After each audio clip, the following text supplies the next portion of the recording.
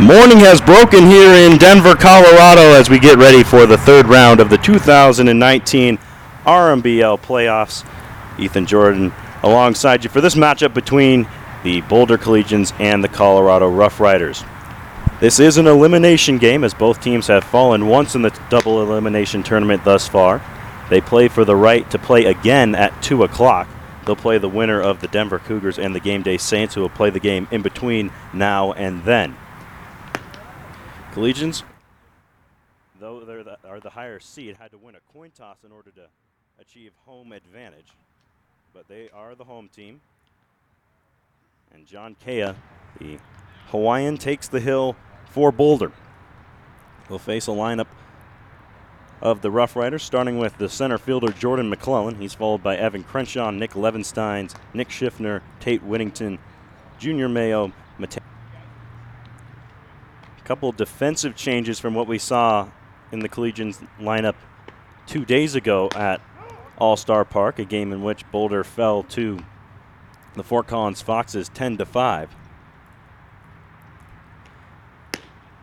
As Johnny Douse throws down to Jimmy Hollinger, and we're ready to go here at All City Field. Colorado Rough Riders center fielder number 21, Jordan McClellan. Tall center fielder Jordan McClellan strides into the right-hand batter's box. He had a particularly good game against the Collegians last time they saw the Rough Riders. That was a couple of weeks ago down in Wheat Ridge, in which the Collegians, a doubleheader which the Collegians played very well in, but the man of note for the Rough Riders was McClellan. So we'll try and get it started here against John Kea. Kea's first offering is a fastball that's high for ball one. Kea not typically a starter, mostly been used out of the bullpen, but we talked about it on Thursday. And towards the end of the season, the depth gets a little thin here in the league, and so Kea being used as a starter. McClellan shatters his bat, hits a one-hopper to Hollinger at second. He flips to Davis, and there's the first out of the ball game. They'll have to remove the lumber from the field. I mean, it sawed him off, really snapped it in half. But it's out number one.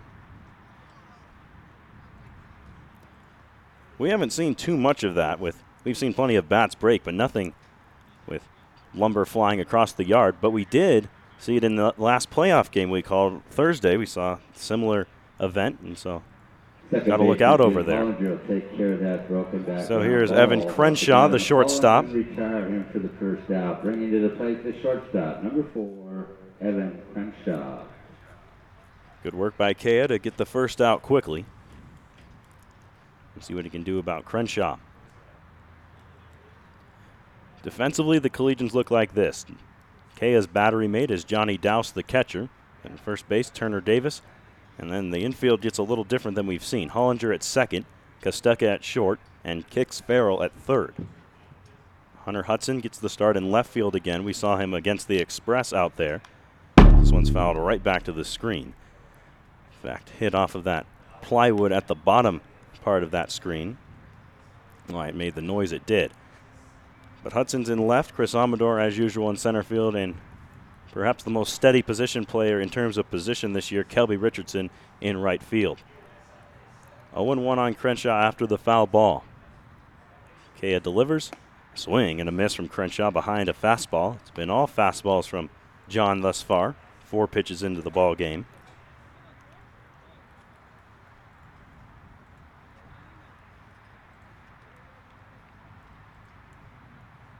Here he comes to Crenshaw on 0-2. Strike 3 called. Another fastball. This one on the outside corner. Freezes Evan Crenshaw, and there are 2 away here in the first.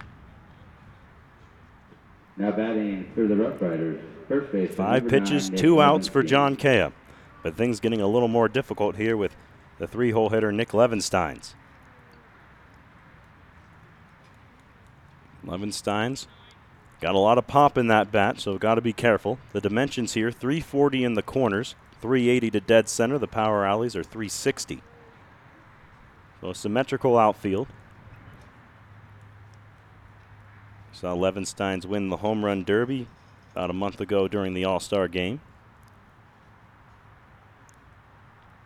First pitch to the lefty is slapped into center field, and Amador will play it on a hop. Now it gets by him, but he's able to recover quickly, and Levenstein stays at first base.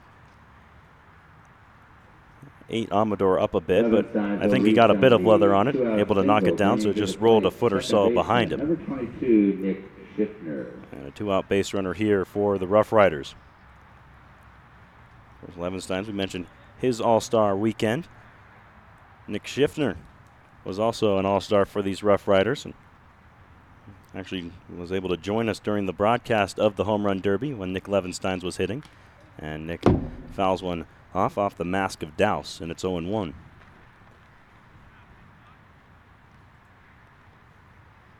For a team that had so much catching depth at the beginning of the year, the Collegians have seen that fade a bit. Douse has been forced into a secondary catcher role, the first catcher off the bench as the 0-1. A breaking ball is slapped into left field, and there are 2 straight hits here with 1 out for the Rough Riders. They've got a chance to strike with Tate Whittington coming to the plate. Kaya got the first 2 men on just 5 pitches, but since then it's been a pair of base hits. Left fielder, number 19, Tate Whittington. Well, it's been the 2 best hitters on the team, other than maybe McClellan, getting those base hits. Big opportunity here for Whittington.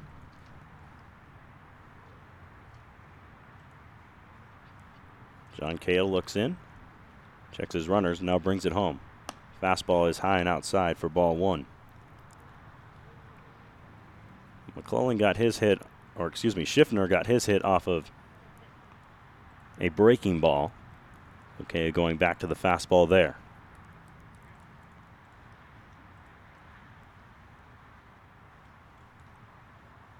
I mentioned Kea, mostly a bullpen pitcher, but he has started once or twice this year for the Collegians. Is 1-0. Fastball right there on the outside corner for strike 1. Good pitch that time from John, keeping the fastball low in the zone.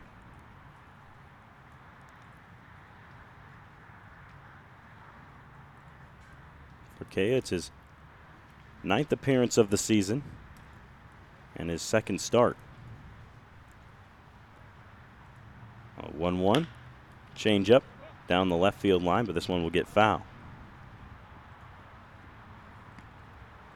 Hayes in total has pitched 12 2/3 innings, a 7.81 ERA, though that ERA is not entirely indicative of how he's pitched. He was a little bit banged up for a while. That's mostly when he acquired that hefty ERA. 0-2. Fastball is high. Trying to perhaps set him up with the high fastball, maybe take him up the ladder. But McClellan wasn't biting, and it's 2-2.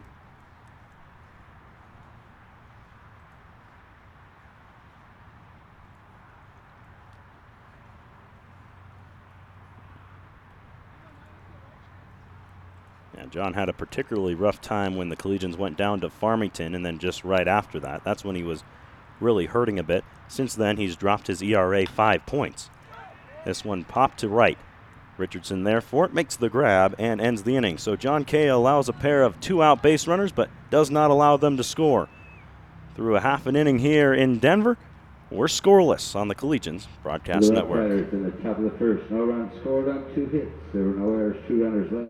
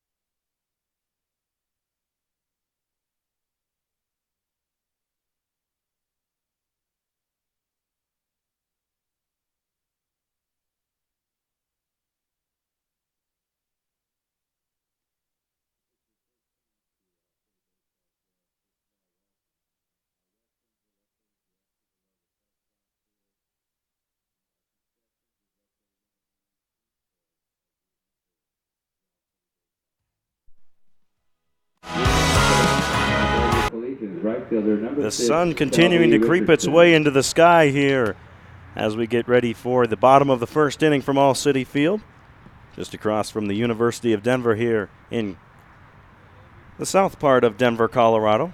Kelby Richardson, the right fielder, will lead things off for the Collegians. Kelby has become the usual leadoff man of late. He didn't lead off against Fort Collins, but first playoff game against the Cougars, he was at the top of the order as he takes ball 1. We talked about John Kea with the numbers not entirely telling the story of his season thus far. The same is true for Kelby Richardson, who got off to an awfully slow start. But since then, he's been pretty terrific for the Collegians.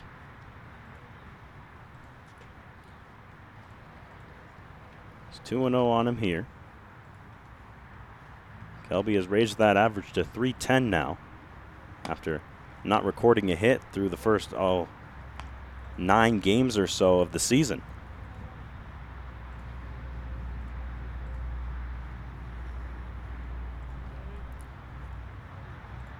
A 3-0 pitch to Richardson is high, ball 4. So a 4-pitch walk to begin the game on the mound for Davey Kirby, the hurler for the Rough Riders today. The Collegians have not seen Kirby yet this season, so it's their first time facing the right-hander. We'll get Connor Costeca out of the 2-hole now. Rest of the lineup looks like this: Hunter Hudson, Turner Davis, Jimmy Hollinger, Logan Cowart, John Dowse, Kix Farrell, and then Chris Amador rounds out the 9 for Boulder. They've got their leadoff man, Kelby Richardson, aboard here.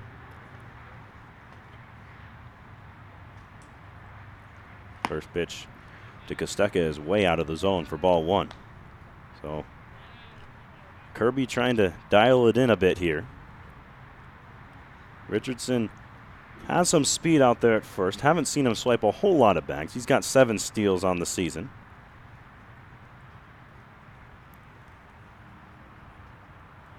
1-0 to Costeca. And there's a strike from Davey Kirby. He finds the bottom of the zone and makes it 1-1.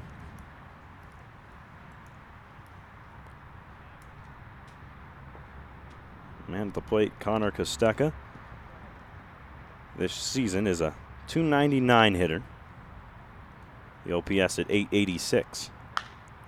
And Costeca pops one up. This one will drift out of play. Connor does have 3 home runs this year. He's got the pop, certainly the ability to drive it out of this yard.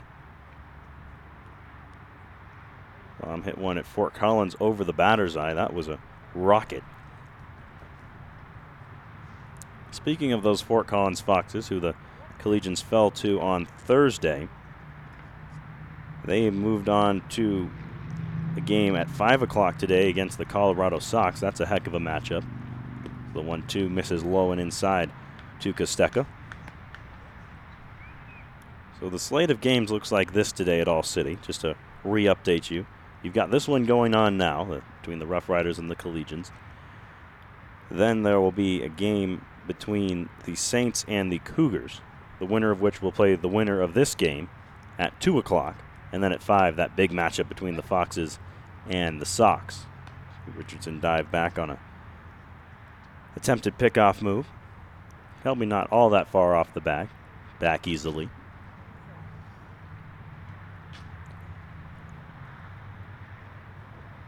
Two and 2 on Costeca. Here's the pitch. And Connor, late on a fastball, fouls it away. Only one team eliminated thus far from the tournament. The Pirates are done with their season. As we talked about, they lost to the Sox in a pretty close game, 10-9. First day of the tournament on Wednesday, but then yesterday fell to the Rough Riders here at All City. 2-2 to Costeca, and Connor grounds it foul. So battle here for Connor Costeca as he stays alive.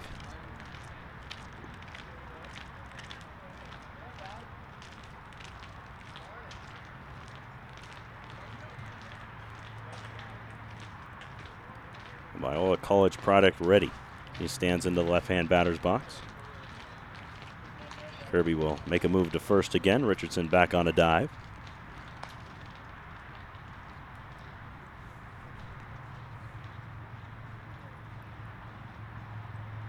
We'll see what Kelby has in mind. He hasn't gotten that far off the bag just yet. A 2-2 to Gosteka. Connor flies one to left. Whittington settles under it, and the left-hander grabs it for the first out. So Gosteka, after a bit of an extended at-bat, is retired. That brings up the left fielder, Hunter Hudson.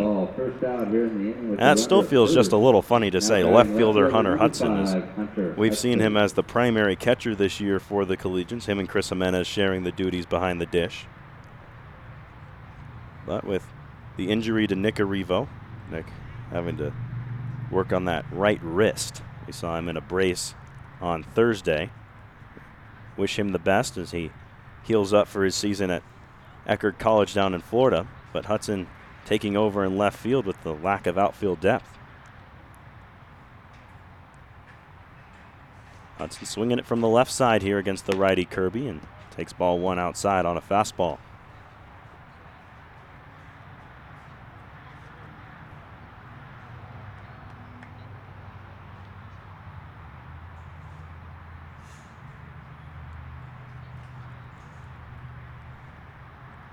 Next offering, called a strike. That one drops in from Davey Kirby.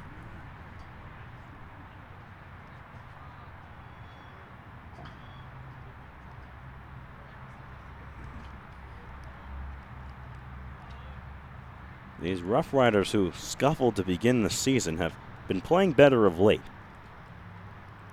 1-1 to Hudson is a swing and a miss, and it's 1-2. They ultimately got out of the basement of the league and finished as the 6th team out of 7. And then, well, they contended pretty well with the Game Day Saints, the 3 seed. If you remember from Thursday, they were tied at 5 going into the 8th inning. The Saints ultimately took the lead 6-5 and did not relinquish it. As this one dives out of the zone, it's 2-2. But they've been playing much better, contending with the Saints, winning a couple of games lately. They took care of the Pirates pretty handily yesterday. The next challenge here, the Boulder Collegians. The 2-2 pitch to Hudson, and Hunter fouls it away.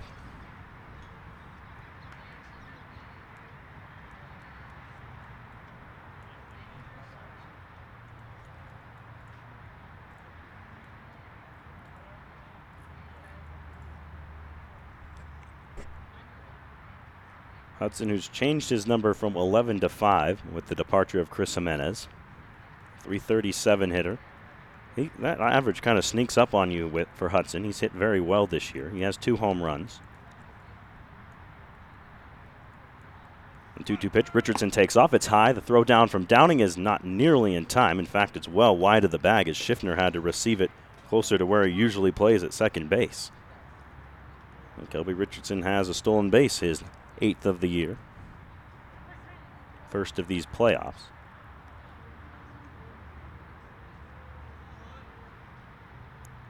And now Hudson has a man in scoring position with a full count.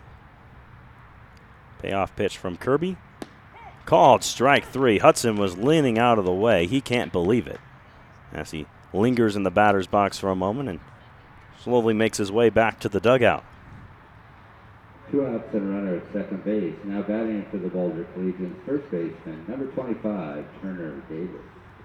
And here's the big first baseman, Turner Davis.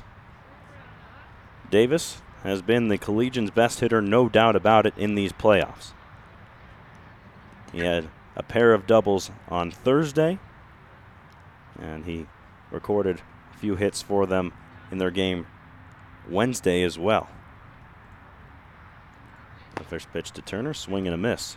He had 3 RBIs Wednesday, and then on Thursday he scored a run. In fact, he scored 2, pardon me. Both of those doubles he had, he came around to score on. With the departure of a number of hitters, he's certainly taken over the mantle as the best hitter on the team, a .360 batter. He watches one outside. 5 home runs this year for him. His OPS over 1,068.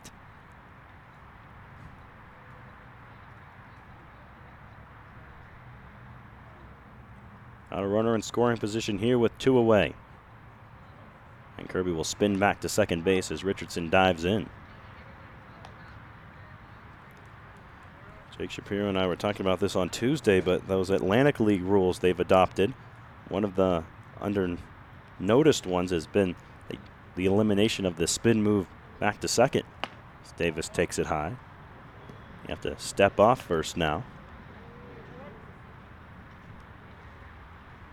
We'll see how that all plays out. Of course, they have the steal of first rule, the robot umpires. Who knows how much of it will actually impact the rest of the game. 2-1 to Davis. Is high for ball 3.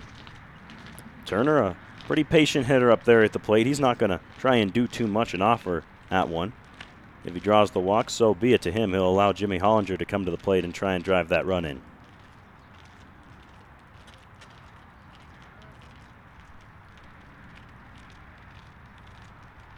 Here's Kirby's 3-1.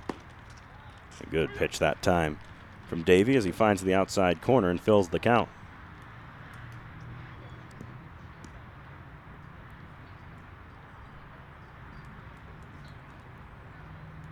Davis looking to protect here a bit on 3-2. Looking for him to slap it the opposite way. Payoff pitch. Swing and a miss. Pulled the string on him. Davis well in front of it, and he's gone on strike. So Davey Kirby works out of a leadoff base runner, strands him at second, and after 1, we are still scoreless here in Denver. And when we come back, the Rough Riders back to the plate on the Collegians Broadcast Network.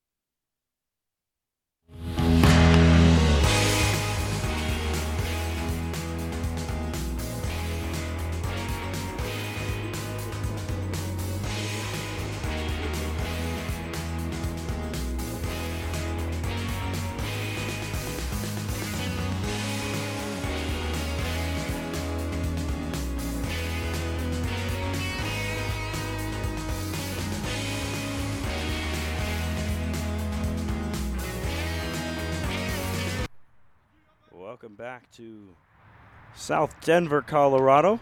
We are scoreless after 1 here at All City Field.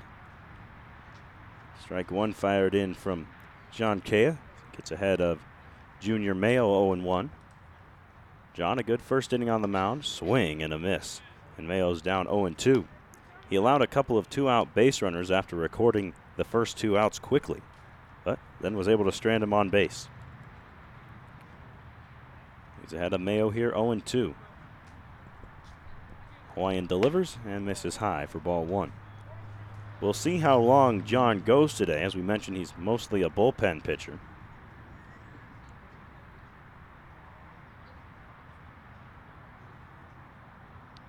Though the last time he started, his arm was still a little bit sore, so he may have a little more in the tank today. 0-2, breaking ball misses low. Pretty good pitch that time from Kea. It was certainly out of the zone, but exactly where he wanted it.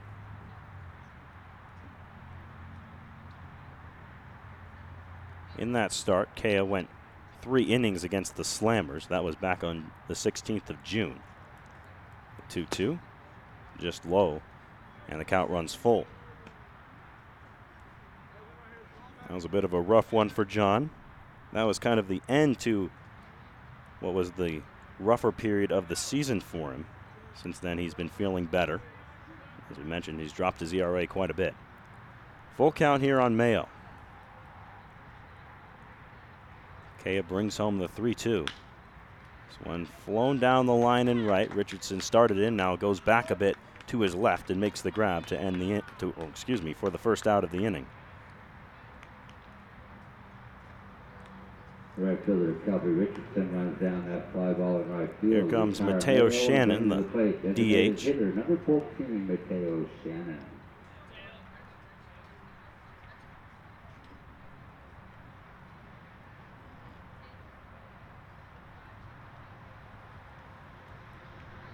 Shannon followed by Downing, the 3 hitters to begin the inning against Kea. This one fouled away to the Rough Riders bullpen, and it's 0-1. We didn't get a chance to see Brock Downing last time the Collegians played, but the usual catcher is back to his starting role here in the playoffs. 0-1. Swing and a miss. Good pitch again from Kea, breaking ball that dove out of the zone. It's 0-2 on Shannon.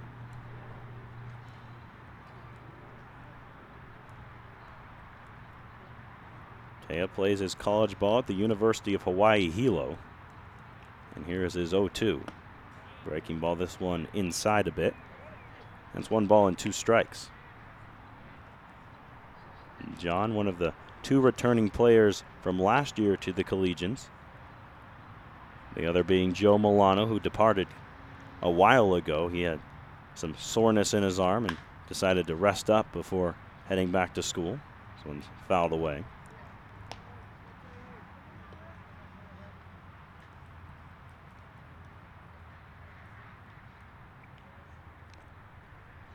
Well, remains 1-2 here on Shannon. Kea brings it home. And a breaking ball is flown to center. Amador racing back and turning around and making the grab is Chris Amador. How steady is he out there in center field as he grabs the second out here in the second. That's a harder play than Chris made it look. Turning around, trying to read it over the shoulder and then spinning to finally make the grab.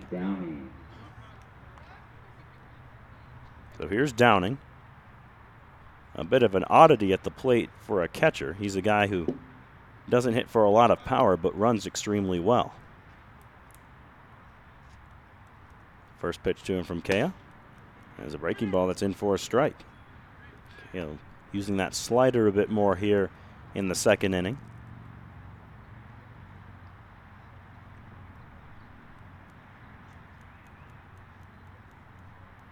The 0-1. That's the fastball, and Downing's well behind it and goes down 0-2. It doesn't look like the fellas are out there charting the pitches today, and well, at this point, only at the most 3 or 4 more games left for the Collegians in the season, so they know what they've got in terms of their guys, so we don't have the radar gun. I'm curious to see what Kea is throwing as this one's popped up. Turner Davis in foul territory, grabs it, and retires the side. So it's a 1-2-3 inning on the mound for John Kea. Collegians will look to give him some runs when we come back on the Collegians Broadcast Network.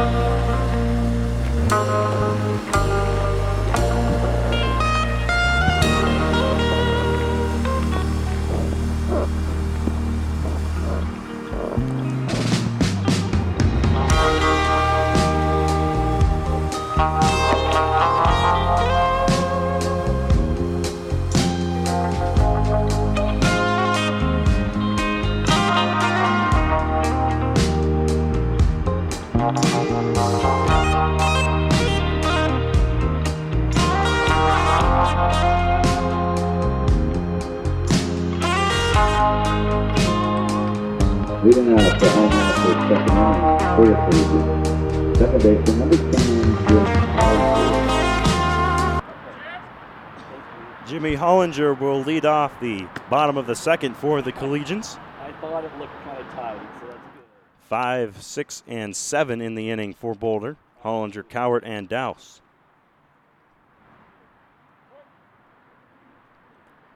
Davey Kirby going back to work on the mound. Allowed a leadoff man in the first, but did not allow him to move past second base as he starts Hollinger off with the strike. Jimmy over at second base today. We've seen him play all around the infield, primarily a shortstop and third baseman. But they've moved him to the right side here for this one. He leans out of the way of one there, 1-1.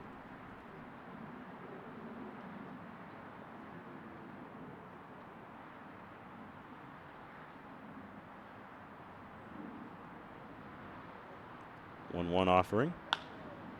Hollinger flies this one out behind second base. Schiffner drifting back in the outfield makes the grab for the first out. So with Hollinger retired, here comes Logan Cowart. Schiffner will take care of that infield fly ball for the first out. Cowart, similar to Hollinger, mostly a shortstop and third baseman, has played a lot of second as well for these Collegians. He's the designated hitter here today.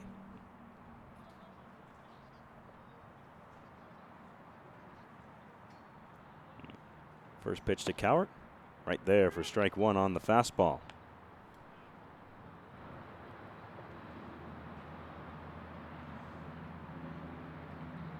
Talked about the depth for these Collegians as the 0-1 is sprayed foul again, and it's 0-2. But should the Collegians need a defensive replacement, the only guy they've got to do that is the man at the plate, Logan Cowart. Everybody else on the roster today is a pitcher. You see Hudson out there in left. That's out of necessity. Not a lot of position players on the roster as Cowart swings and misses. Downing a bit of housekeeping as he tags him. Thought it may have touched the ground. Whether it did or not, point is moot. And Cowart has gone on strikes. Now batting the catcher, number 7, John Dowse. So here's the kid, Johnny Dowse. Dowse, another one of those guys we talked about last game, that there's going to be some role player guys that really need to step up. Dowse no different as he takes a strike. Johnny was a key piece in getting the Collegians their first win of the season down in Parker. Of course, you remember they lost their first 5. And then Tommy Shriver had a wonderful start, and Dowse hit that home run that ultimately gave the Collegians the victory.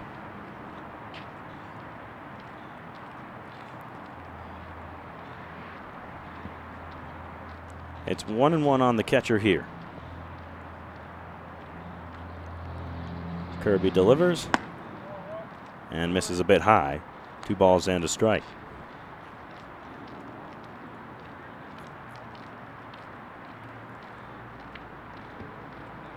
If you're wondering, the Collegians, in terms of putting a pitcher in the field, need be.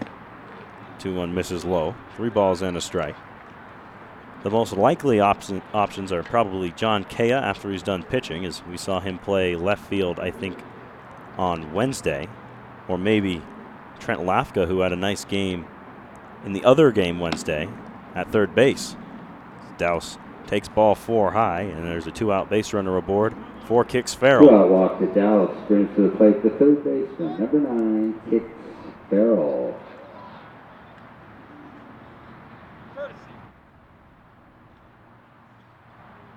And we'll see a courtesy runner aboard here for Dowse. It's Isaac Parks, the usual guy to do the courtesy running when it's a pitcher who has to do it. He runs pretty well.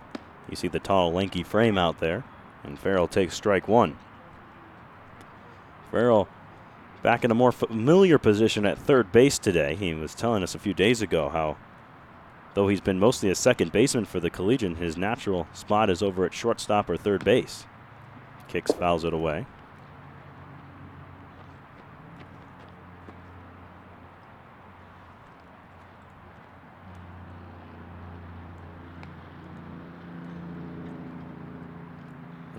Count quickly 0-2 here to kicks Farrell. And time asked for at the plate by Brock Downing. As Brock wants to get the count again. It's 0-2.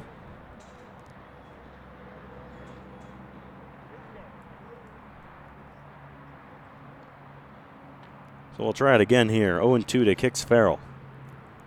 Kirby sets. Gave a look to Parks before he did. Now brings the pitch home. And it's just outside with the fastball. 1-2.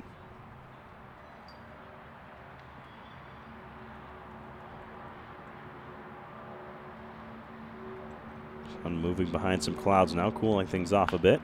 As Farrell flips one, and Danny David Linehan can't handle it in the third base coaching box. Tough hop on him there, though.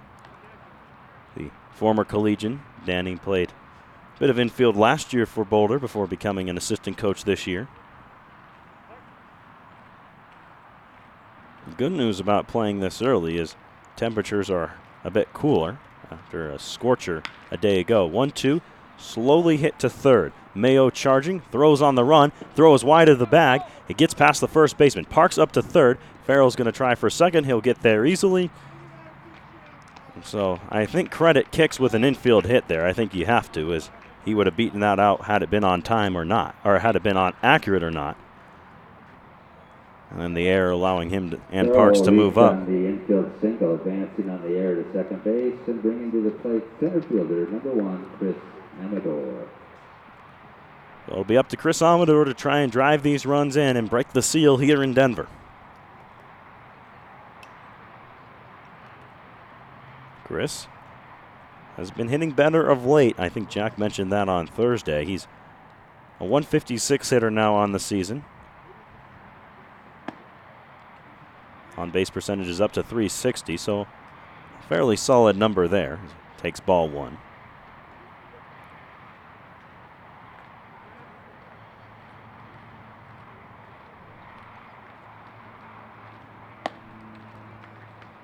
Two and 0 now to the speedy center fielder.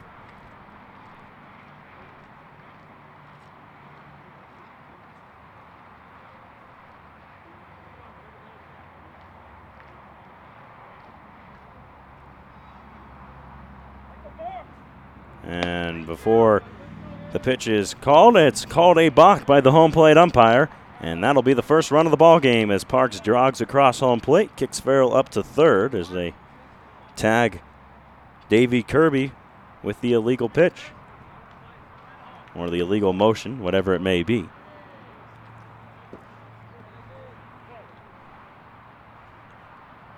So a bit of an anticlimactic way to score the first run, but the Collegians will take it. Looking to add more here on the 2-0.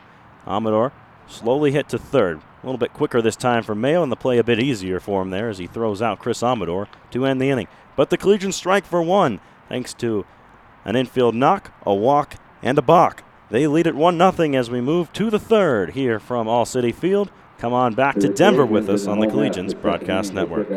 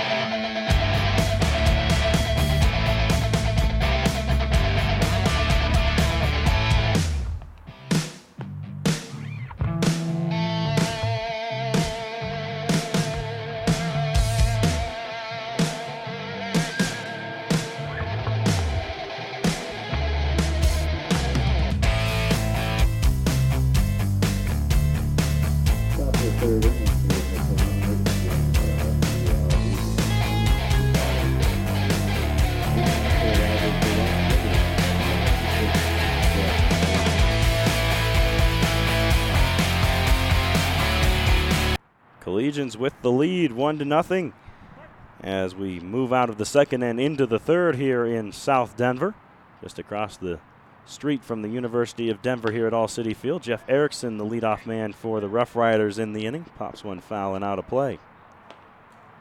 It'll be 9-1-2 for Colorado here in the third against John Kea. Erickson, McClellan, and Crenshaw. Kea has looked like his usual self today. Gone through 2 scoreless thus far.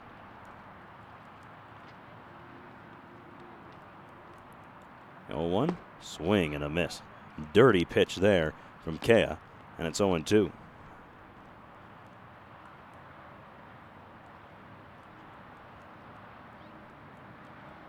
Pitches like those that remind you why you're in the booth and not out on the field.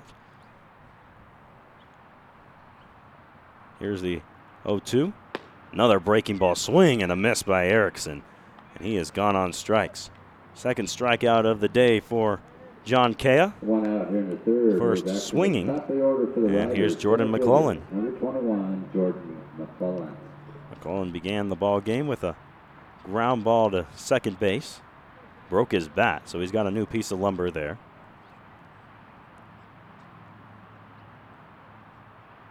He's had the Collegians number for the most part this year. And takes ball 1 high as the breaking ball doesn't quite get back into the zone. It's 1 ball and no strikes on the center fielder. McClellan, one of the number of all-stars for these Rough Riders this year. No surprise. As the 1-0 pitch is a fastball, tied him up a bit. Did he go around? They'll check down with the first base umpire. He says no, he didn't. And it's 2-0.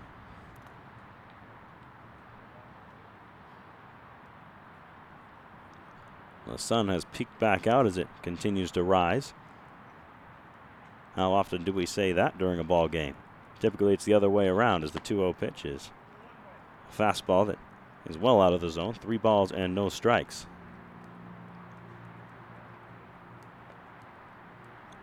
Collegians had to be here at 6:45 in order to get warmed up, so the guys waking up around 5 or 5:30 in order to get ready and leave Boulder in time.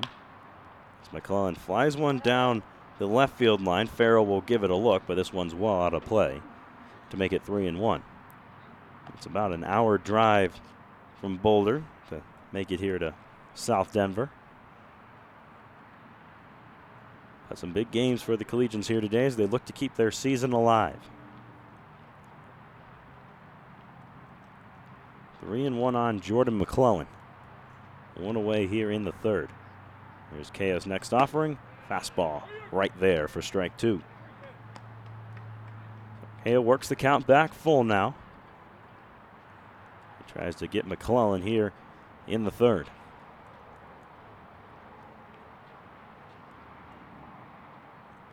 John kicks and delivers. This one flown into shallow right center.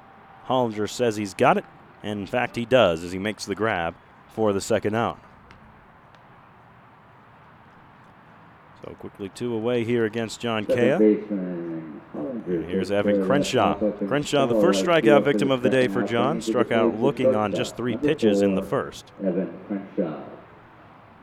John looking for a similar result here. Would prefer to not face Nick Levensteins in the third inning. First pitch, swing and a miss. Another good fastball from John Kea. He's located that pitch very well.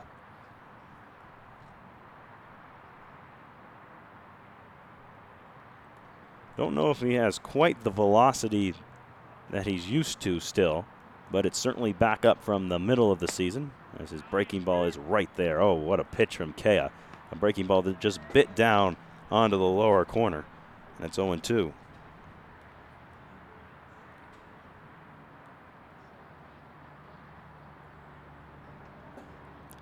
Kea shakes off about 3 signs. Not sure. I don't even think he has that many pitches in his arsenal, but now he's got the one he wants. Another breaking ball that's fouled away.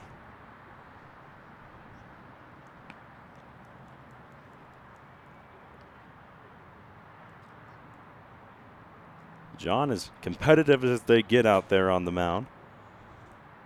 Looking to get him on 0-2. Brings it home and misses high. McClellan lays off.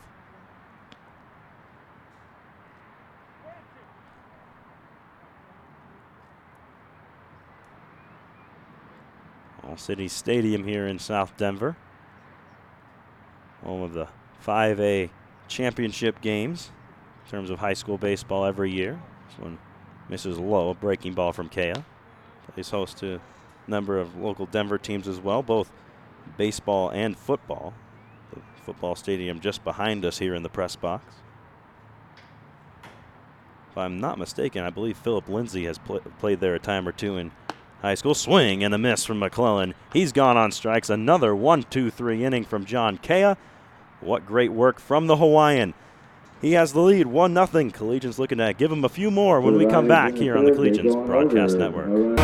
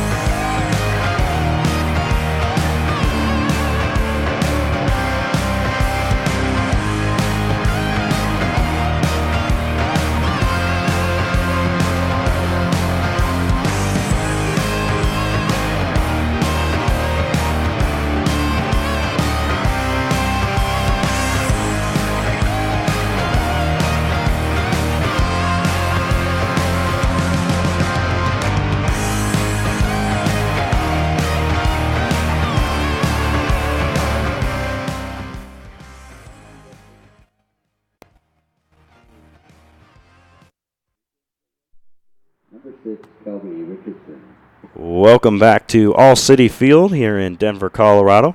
Round 3 of the RMBL state playoffs. Collegians and the Colorado Rough Riders. Kelby Richardson will lead things off for Boulder. So they're back to the top of the order after scoring for 1 run in the second. Another good inning on the mound from John Kay in the top half of this inning as Richardson takes a strike.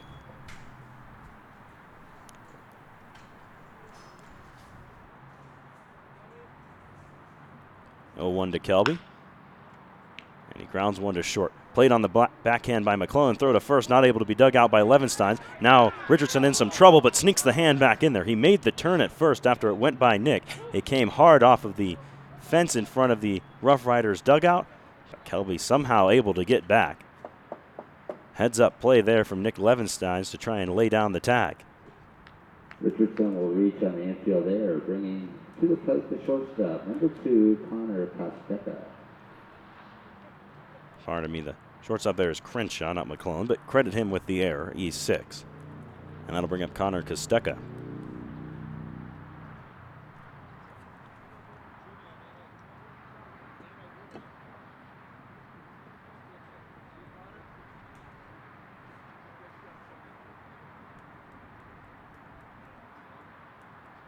First pitch to Costeca.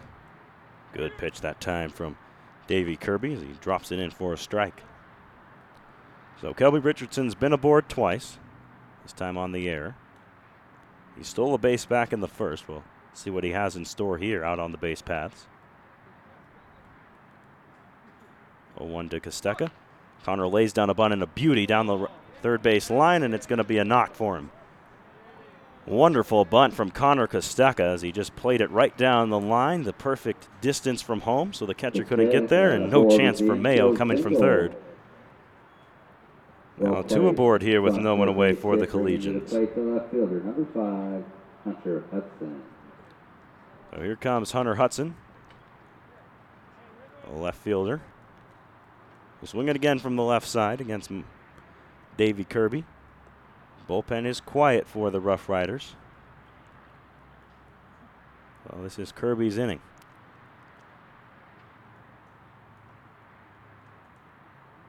Certainly with all the games possible today, both teams want their starters to go as deep as possible. This one misses low for ball 1.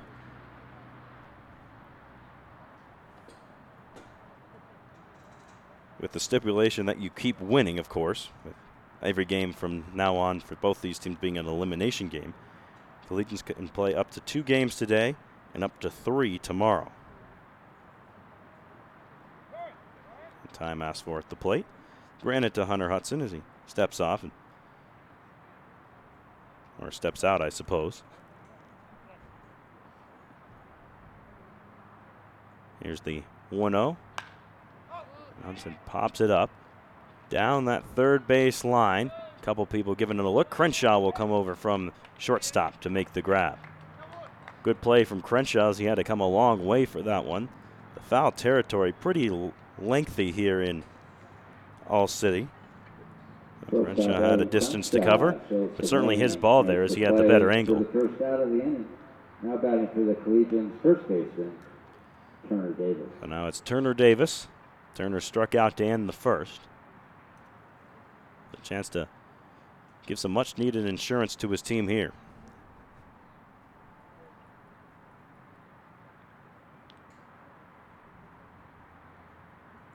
First pitch, breaking ball, misses. They'll back pick to second.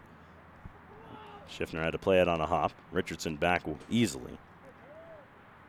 It's 1 ball and no strikes here to Davis, or 0-1 here on Davis.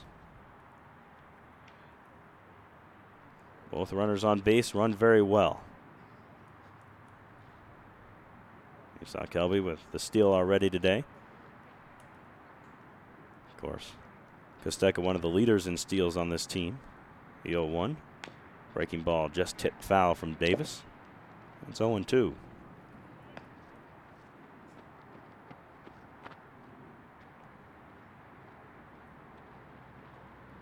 In fact, of the guys that are still active on the roster for the Collegians, Kosteka rests second behind Kix Farrell. And Farrell, when he hasn't been playing the field, has largely been used as a courtesy runner, so he's gotten a lot more opportunities. Well, about the same, as Kosteka has started more often than him. Sure, he was giving a look back to Richardson there. No throw.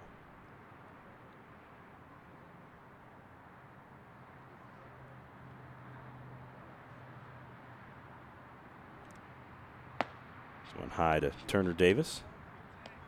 1-2 on the Savannah State product. Played in his fair share of summer leagues. A member of the prestigious Cal Ripken League last year. Now has taken his talents to Boulder. Richardson will slide back after a look from Kirby. Keeping particularly close tabs on him over there.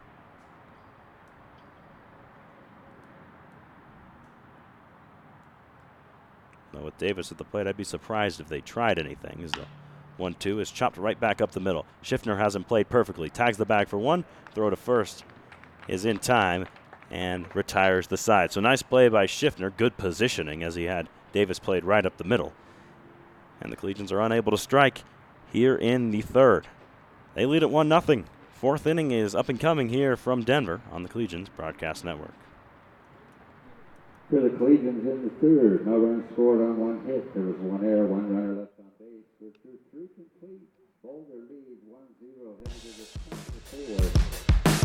Levinstein, Fickney, and Richardson.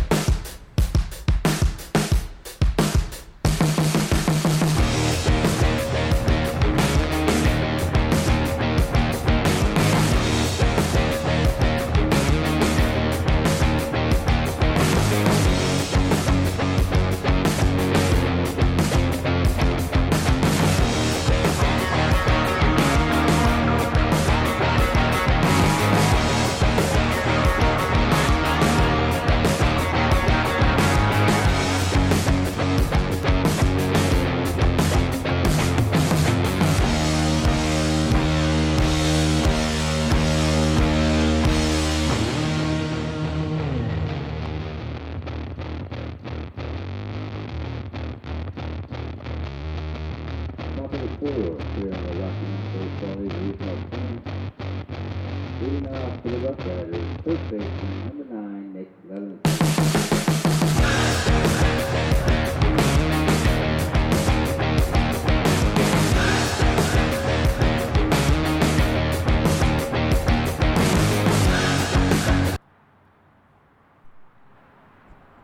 First offering from John Kea to Nick Levensteins. Misses for ball 1 as we are underway here in the 4th inning from All City Field.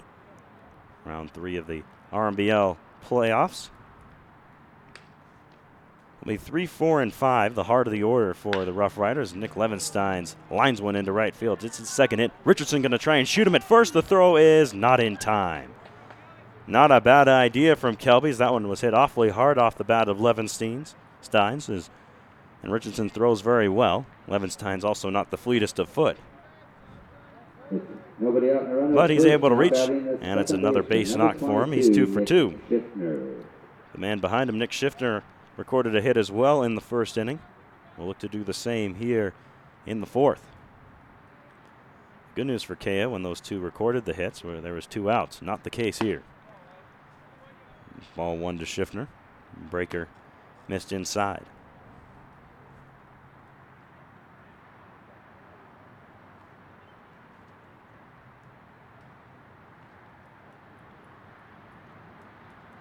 Fastball. Hit a long ways out to left. All Hudson can do is watch it fly. Nick Schiffner gave that one a look and a flip of the bat as he gives the Rough Riders the lead 2-1 on a long bomb down the left field line. 2-run home run to number 22, Nick Schiffner for the Riders. Riders on the board. Schiffner strides across the plate, and I'll tell you what, he walked about a third of the way or so down that first base line before depositing the bat, jogging the rest of it out. So the middle of the order has gotten it done today for the Riders, these Rough Riders, as 3 and 4 are 4 for 4. Here's Tate Whittington. He's retired in the first by John Kea. John looks to get the first out of the 4th after that home run. And he looks to do just that as Farrell's got it at third, kicks his throw across the diamond. Nice dig from Turner Davis, gets the out.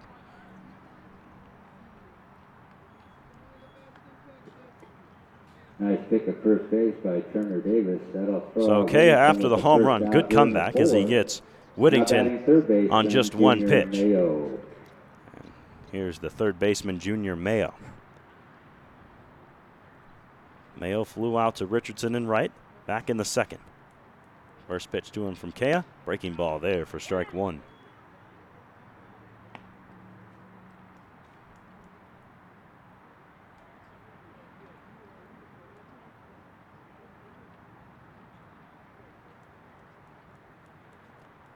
The 0-1, swing and a miss. Kea, for the most part, has kept these guys pretty off balance. Of course, for the fellas named Nick, they've been all right. Here's the 0-2. Strike 3 called right down Broadway. Mayo couldn't pull the trigger, and he has gone on strikes. So Kea has gotten a pair after the home run. That'll bring up Mateo Shannon. Shannon hit one pretty well in the 2nd, but Amador was able to chase it down just in front of that 380 sign in center field.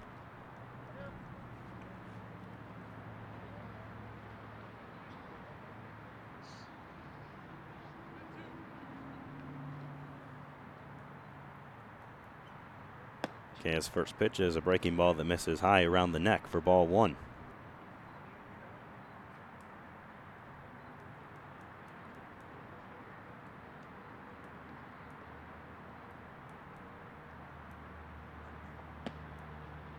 There's a good pitch from Kea. The fastball in that perfect spot on the outside corner.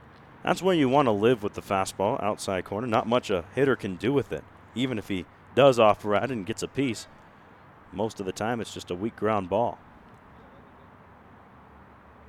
1-1.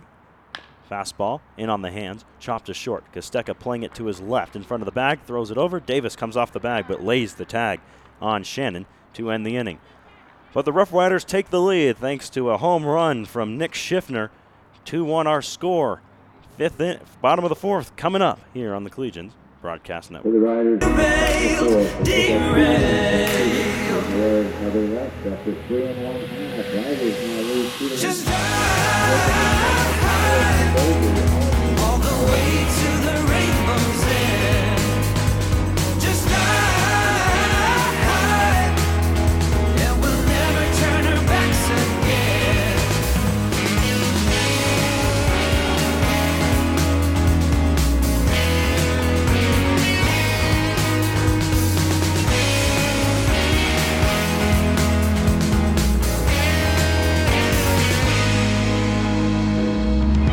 So this is how we end up. The game is set to play. Every day remains the same now. One decision we obey. I just wanna climb on top of a hill and throw it all away, away. Take me far away before my mind spins off and I am all derailed, derailed. Just drive all the way to the rainbow's end. Just drive, and we'll never turn our backs again.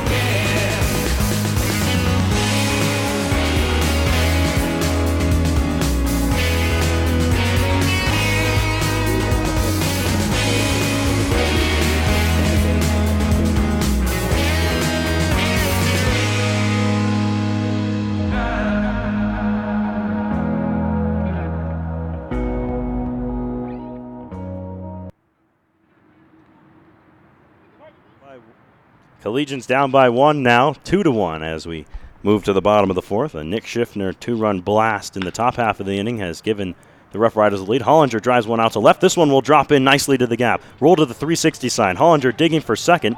Throw still not in, and Hollinger will put on the brakes there at second base. And it's a leadoff double for Jimmy Hollinger.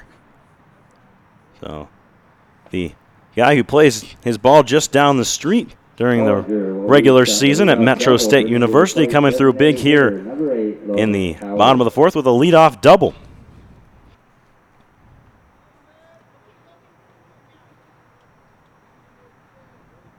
Brings up Logan Cowart. Cowart a strikeout victim last time around. Trying to even this one up. Here's the pitch. Breaking ball right there for strike one. Good pitch from Kirby. He drops it in. That breaking ball has become a weapon for him of late. It has really sharpened up here these last few innings. Here's his 0-1. This breaking ball, as soon as I say that, misses badly, and it's 1 ball and 1 strike. I'll own that one. The broadcaster's curse on Kirby there. And it's 0-2. Or 1-1, pardon me. Hollinger at second with the leadoff double. Did it on the first pitch of this inning. Kirby brings home the 1-1. Swing and a miss from Cowart. Swung right through that pitch. It's 1 ball and 2 strikes.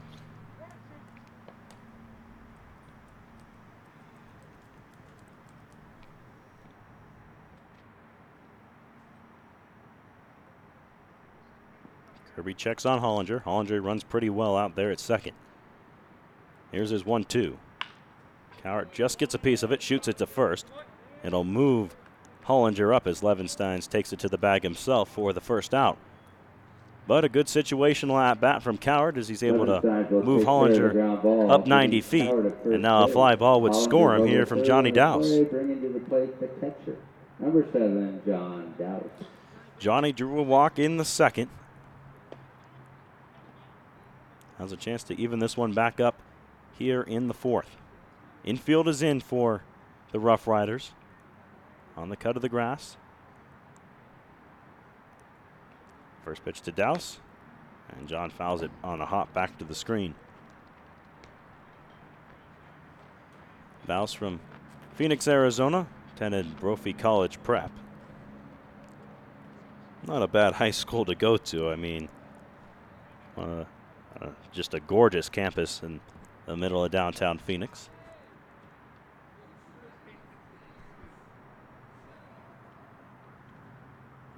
Here's the 0-1 to Douse, and a fastball misses outside. Johnny will be attending the University of San Diego come this fall. Play baseball for the squad there down in Southern California.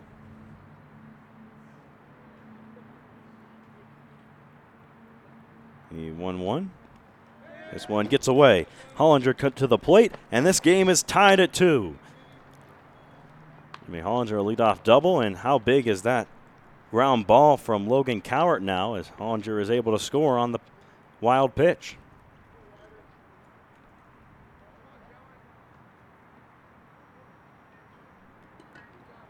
So 2-2 our score now here in Denver. 2-1 on Johnny Douse, and Legions still have some room to work here in this 4th inning as they've only got 1 away. And Douse is now up 3 balls and a strike.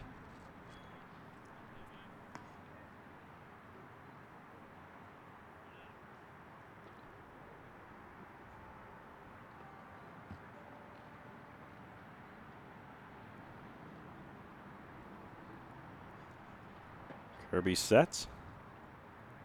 Here's his 3-1 pitch. Breaking ball is high, ball 4.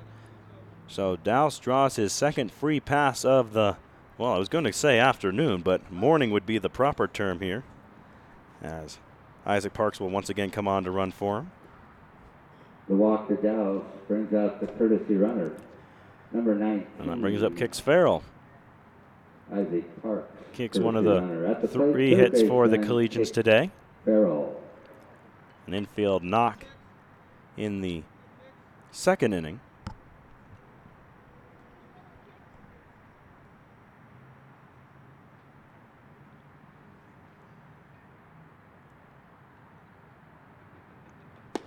And the first one to the third baseman is in for strike 1 on the fastball.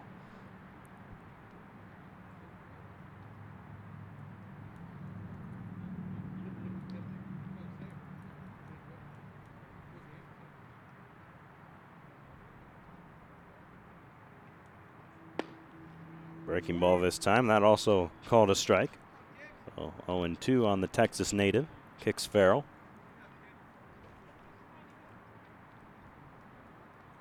He'll choke up on the bat a bit here. About an inch or so off the knob. On 0-2. Here's the pitch. Outside, ball 1.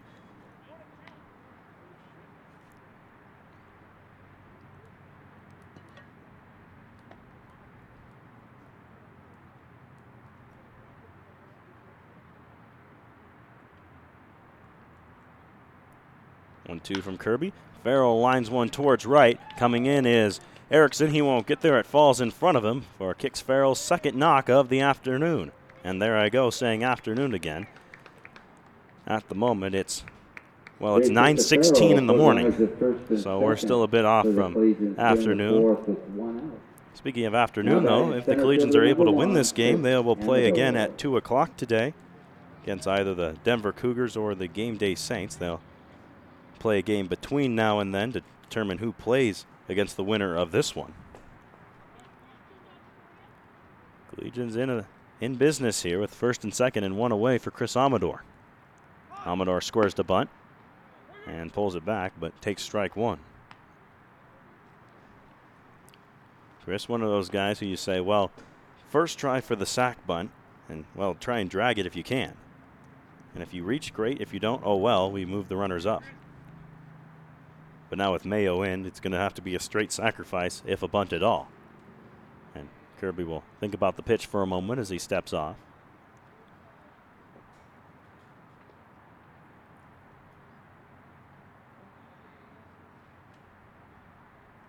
Oh, 1. Breaking ball right there for strike 2. Another good breaker from Kirby.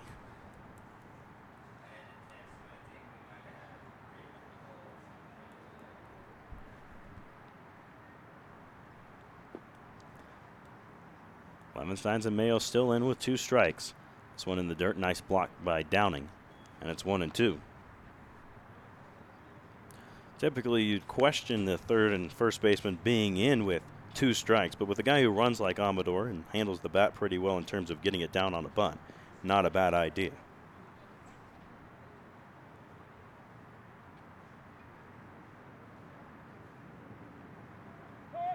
And time asked for at the plate. Kirby delivers it anyway, but no pitch. Amador got time just in time. And it remains 1-2.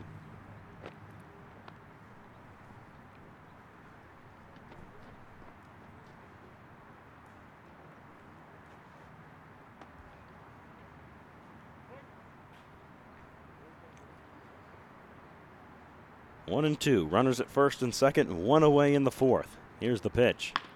Breaking ball, chopped towards the left side. That's a base knock.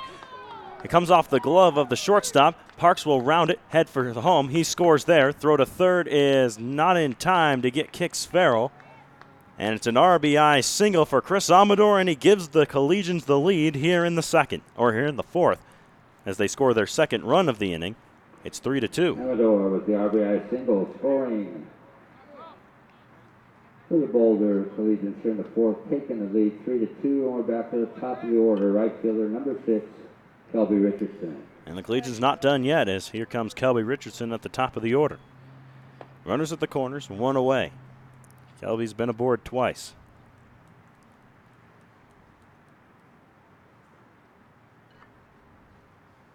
There goes Amador. Swing and a miss by Richardson. Downing will throw.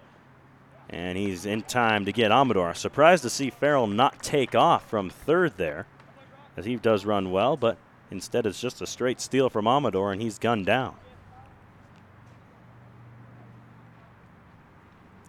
That was no easy pitch to throw on for Downing, as you had the batter swinging in front of you. It was a little bit low, but he's able to nab Amador. Nice play from the catcher. Downing, a local kid from Ralston Valley High School. Played for Eastern Arizona College for a time, and now is taking his talents to Texas. I believe he's going to be playing ball for West Texas come this fall. 1-1 pitch. Swing and a miss from Richardson. Awfully good pitch that time from Kirby, as that one started in the zone but tailed a bit out of it. And it's 1-2. Farrell still down there at third base. Richardson trying to knock him in. Pitch to Kelby. Swing and a miss. A breaking ball that dove out of the zone again from Davey Kirby. And he limits the damage a bit here in the fourth. But the Collegians take the lead, 3-2. We're through 4 here in Denver. Fifth inning is up next on the Collegians Broadcast Network. In the home half of the fourth.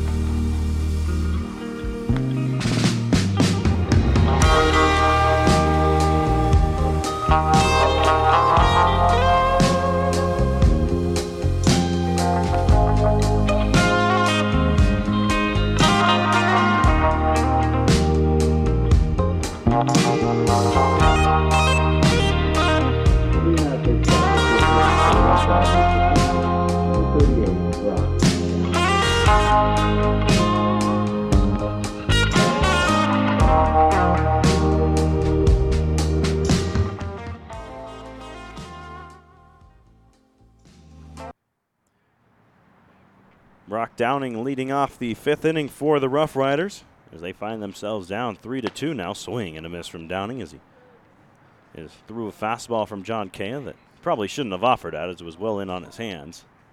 And it's 0-1. Downing, a key piece of defense in that last inning, as he was able to gun down Amador trying to steal second base. But nonetheless, the Collegians struck for 2. That one's outside. It's 1-1.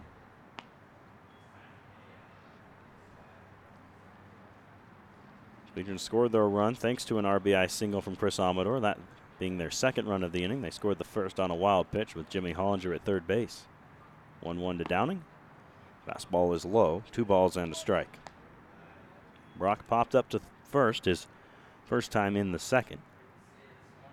And he's not a bad guy to have as your leadoff hitter. He runs very well.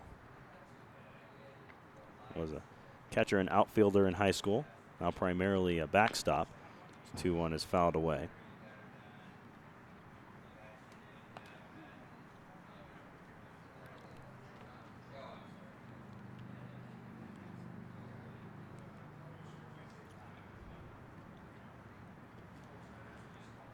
Kea working in his 5th inning here in Denver. Certainly his longest appearance of the year already, as the 2-2 nearly comes in and gets Downing on a breaking ball, but instead fills the count at 3 balls and 2 strikes.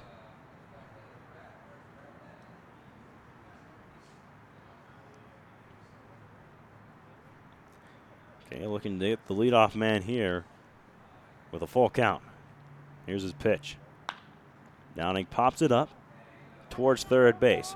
Farrell drifting past the line into foul territory. Now comes back over and grabs it for the first out. That one drifting around a bit on kicks, but he's able to stick with it and retire Downing.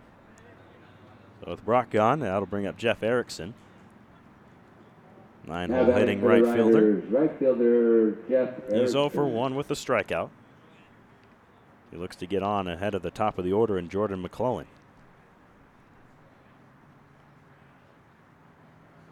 First pitch from Kea. Fastball misses low, ball 1.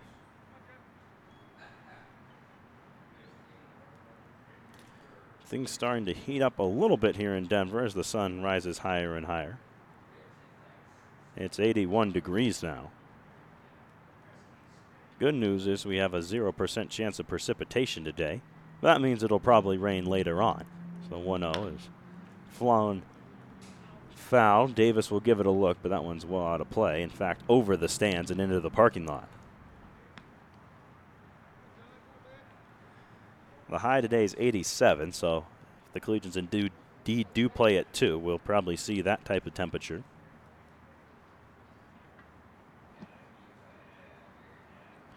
Oh, in fact, we have a 0% chance of precipitation now as this one's lined into left center field. That's a base knock for Erickson, as that one died a bit on that outfield grass. Amador had to come in to get it, but Erickson holds up at first. That's good news for the Rough Riders, as now they've got a man aboard in front of the top of the order. Now they just need the top of the order to get on base, as the table setters have yet to get their chores done, as they're 0 for 4 in terms of 1 and 2. That 0% chance of precipitation is from now until 10 a.m. Of course, this being Colorado, there's a 50% chance starting around 1 or 2. So we hope that rain stays away a bit. First pitch, Kea to McClellan, dives out of the zone for ball 1.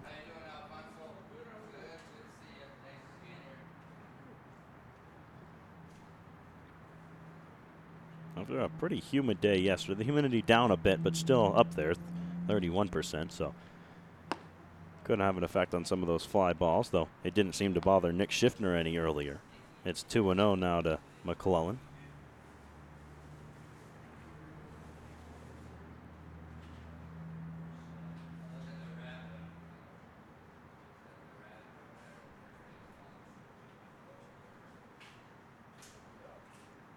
Runner takes off. This one grounded back up the middle. Costega won't have a chance at 2 with the steal, but he'll get the runner at first in McClellan for the second out. So that steal coming at a convenient time for the Rough Riders, as it prevents the Collegians from turning 2 and puts a runner in scoring position for Evan Crenshaw. Now batting shortstop number 4, Evan Crenshaw. Crenshaw will try his luck again against Kea. Unsuccessful so far, pair of strikeouts. Has a chance to come through big here. First pitch from Kea. Crenshaw tried to check his swing, but went around, and he's down 0-1.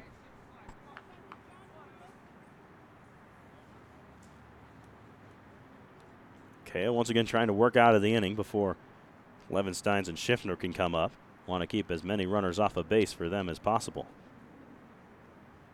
0-1. Swing and a miss. And hold on.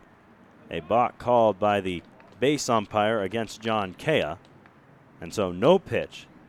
It will remain 0-1 on Crenshaw, and up to third goes Erickson.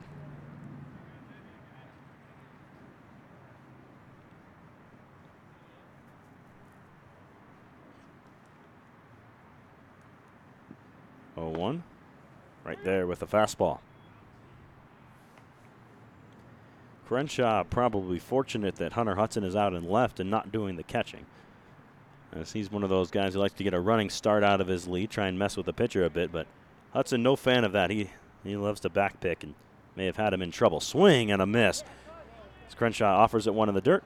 Dowse some housekeeping down to first. Another nice dig from Davis as he saves Dowse an error there and saves a run. So another good inning on the mound for John Kea as he holds the runner at third base and keeps the lead. 3-2, the Collegians lead it. Bottom of the fifth coming up next on the Collegians Broadcast Network.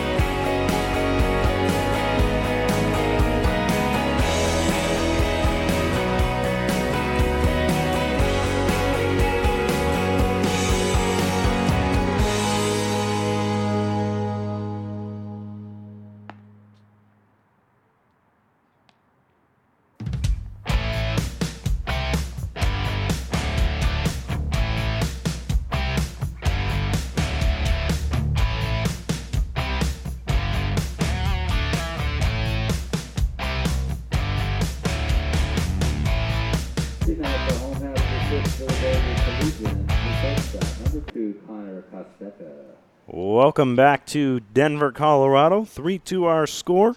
Bottom of the fifth inning here at All City Field. The bottom of the fifth inning is brought to you by Sanitas Brewing Company's Everyday Mountain Lager. Sanitas Brewing, check them out in your local Boulder Brewery. Collegians will have Connor Kostecka, Hunter Hudson, and Turner Davis in the inning, so good chance to try and add on to their 3-2 lead. Kostecka fouls the first pitch he sees over the screen and out of play. Kirby back to work on the mound here for the Rough Riders. Mayo playing in on the cut of the grass, as he saw Kostecka bunt for a hit back in the third. 0-1. Good pitch that time from Kirby. Started in close to Kostecka, then broke back closer to the zone. A little bit of tail on that two-seamer, I believe it was. Maybe a breaking ball. It's 0-2.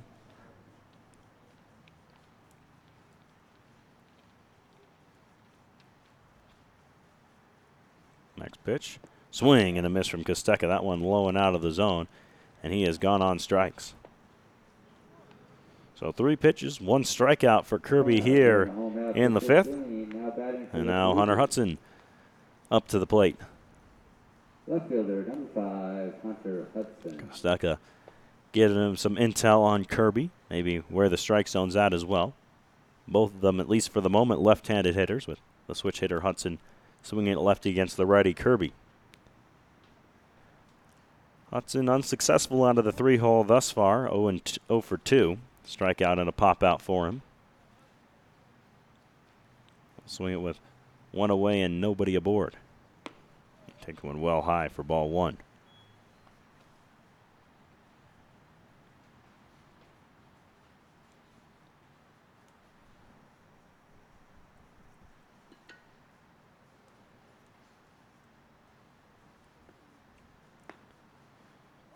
This time it's in for a strike. A good fastball on the outside part of the plate against Hudson. 1-1. Mayo a bit more conservative over at third here with Hudson, but he's still in towards the back. And here's the 1-1. Hudson gets underneath of one and sends it to right. That takes Erickson towards the line, just over it in fact, and he makes the grab for the second out.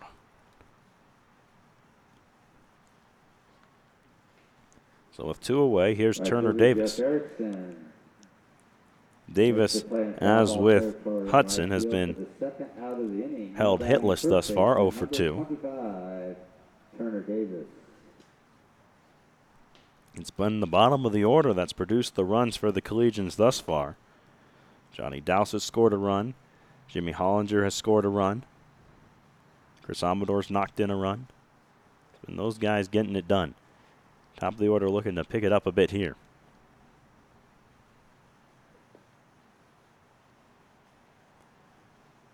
First pitch to Davis. He waves at a breaking ball for strike 1.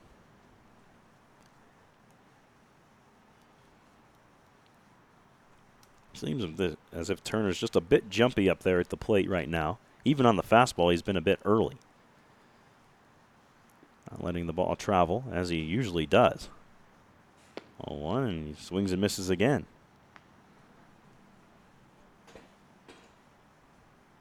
Usually a real patient hitter. He's able to let the ball travel, poke it the other way. Despite being a power hitter, he hits very well to the opposite field. Seemed a bit pull happy, a little jumpy so far today. 0-2 on him here. Kirby delivers. This one bounces about 2 yards in front of the plate. And it's ball 1. Just may have over-gripped a breaking ball there.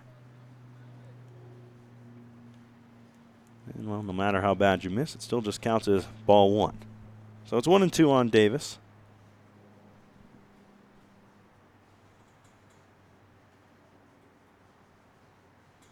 Kirby trying to work a 1-2-3 fifth. Here's the pitch. That one's low. 2 balls and 2 strikes. And that's a pitch that Davis swung at twice to get down 0-2. So good to see him lay off of it there.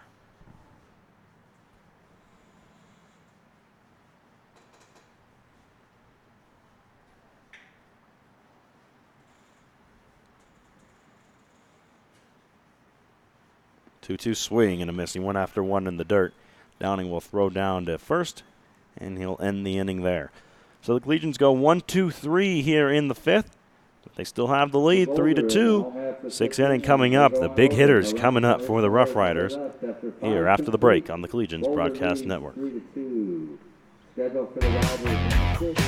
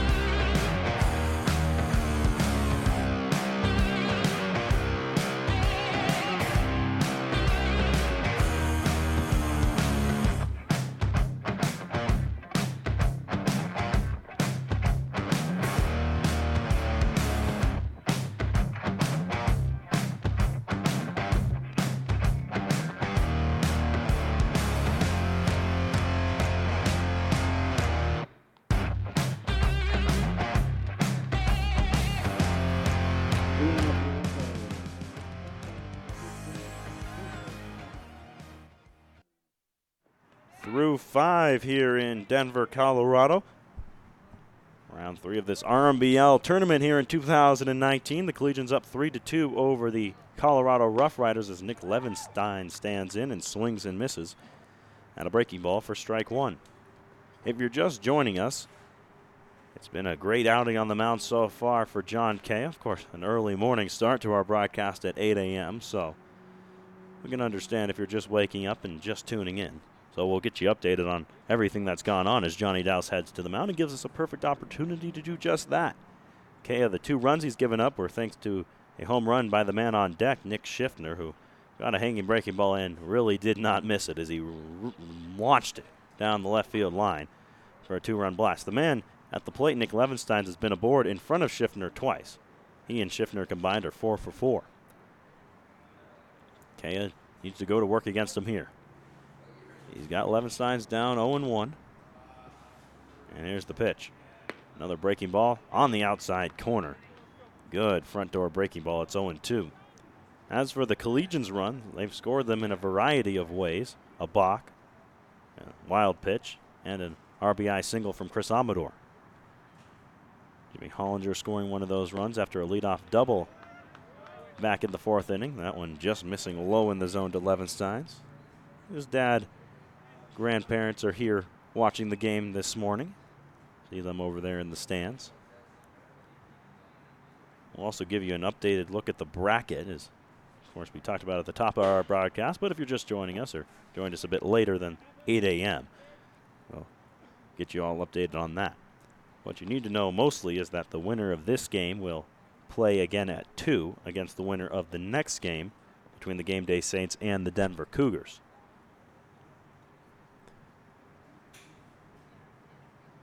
2-2 on Levenstein's. Kea delivers, and Levenstein's ropes it down the right field line. This is a foul ball. Had the distance to at least go off the wall, if not get out, but it was about 10 feet or so foul. As for the rest of the bracket here, every game today, other than the one at, I think it's at 5, is an elimination game. Here's the 2-2. Levenstein's pops it up into foul territory. Farrell will call off Dowse, and Kix makes the grab, and for the first time today, Nick Levenstein's is retired. And that game that is not an elimination game at 5 is between the Fort Collins Foxes, who defeated these Collegians on Thursday, and the Colorado Sox. What a matchup that is. That will definitely be one to keep an eye on. The winner of that game will advance to tomorrow's championship round already. They're in.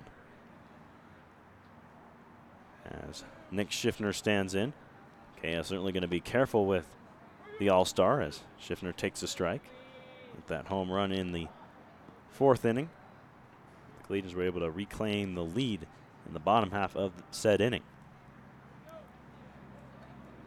The winner of the elimination games today, so forget about the Foxes and Sox, they'll move on.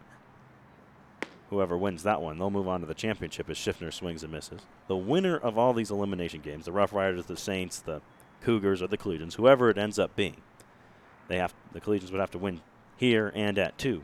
We'll play at 11 o'clock tomorrow morning in order to, against whoever loses that 5 p.m. game. Swing and a miss from Schiffner. He's gone on strikes, and John Kea gets Levenstein's and Schiffner back-to-back. 2 outs here in the top of the 6th. How good has John Kea been today? Number 19, Tate Whittington. So essentially for the Collegians, in order to win the RMBL championship, they're going to have to win 5 games in a row. They're going to have to win here. They're going to have to win at 2. They're going to have to win tomorrow at 11. And then whatever team they end up facing in that championship, the Sox or the Foxes, they're going to have to beat them twice. Here's Tate Whittington. Kea delivers and pumps in a fastball for strike 1. So the road will not be easy. But they've got the lead here over the Rough Riders. The first game they have to win today. Collegians already have 1 win in this tournament over the Cougars. As did he go around? Yes, he did, says the first base umpire, and it's 0-2 on Whittington. They beat them on Wednesday, and then that advanced them to a game against Fort Collins. And boy, oh boy, is that a tough game. The Foxes, the number 1 team in the league, got the bye, and so that was their first game of the tournament. They threw out their ace and He was excellent against the Collegians, that being Joe Richter. Collegians tossed Jackson Hewlett, who strike 3 called. And down goes Whittington. It's a 1-2-3 inning for Kea. He's been brilliant. But very quickly before we go, the Collegians tossed Hewlett yesterday, on Thursday. And Hewlett, who had been so good against Fort Collins his first time around, got roughed up a bit, and the Collegians ultimately fell to those Foxes and ended up having to play here at 8 a.m. today. But they've got the lead over the Rough Riders in this game, 3-2. We'll move to the bottom of the 6th. Collegians with the lead.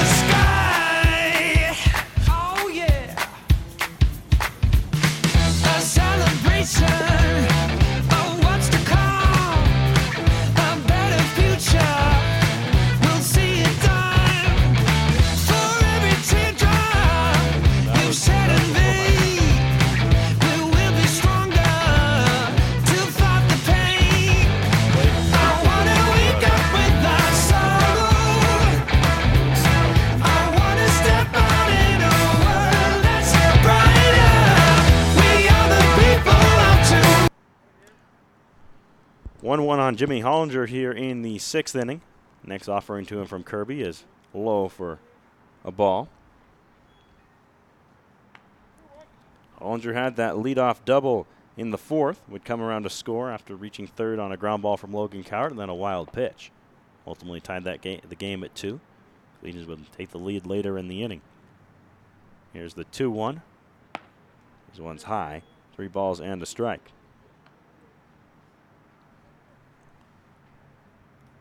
They're looking to get on again at the top of an inning. So he's up 3-1. Cowart and Douse to follow here in the 6th. Kirby delivers. Breaking ball on 3-1. And it's a good one. And it fills the count. Well, Hollinger was never going to offer at that pitch on 3-1. On 3-1, you're looking one pitch, one spot for the most part. And usually that pitch is a fastball. So he got the accuracy to throw a curveball. Not a bad idea. And Hollinger pops up the 3-2. This one into shallow right field, and a nice play by Schiffner as he reaches over his head to grab it. Oh, rather, pardon me. Looks like Erickson was the one who ultimately got to that one. Schiffner reached out for it, but Erickson called him off and made the grab. Oh, goodness. Well, that one drops in from Jimmy Hollinger, and he's aboard with a base knock. I shortchanged him there. Sorry, Jimmy. He drops one into that gap out there in right field. Schiffner reached out for it, but it bounced into the glove of Erickson. So Hollinger aboard, and here's Cowart. And Logan takes one high for ball 1. So Hollinger's 2 for 3 today. Good day for Jimmy out of the 5-hole.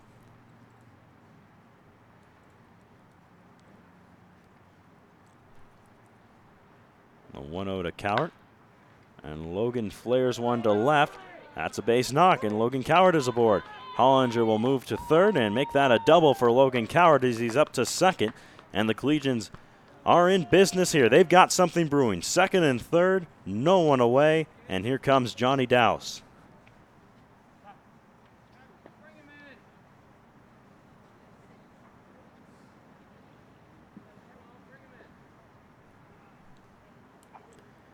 That'll prompt coach to stroll out to the mound to chat with Kirby. And that will do it today for Davy Kirby.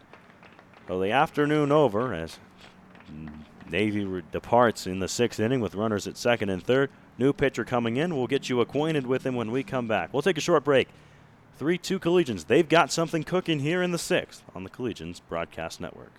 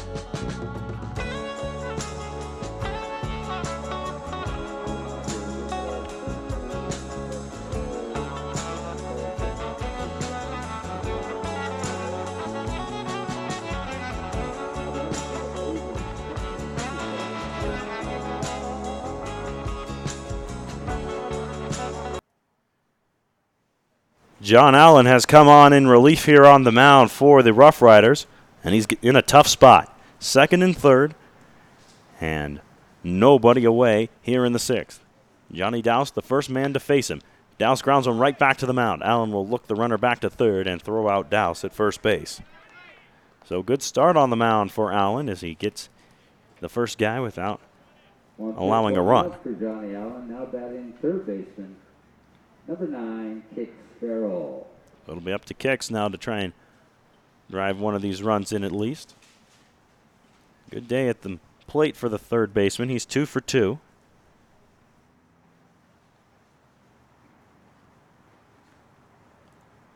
Here's the first pitch.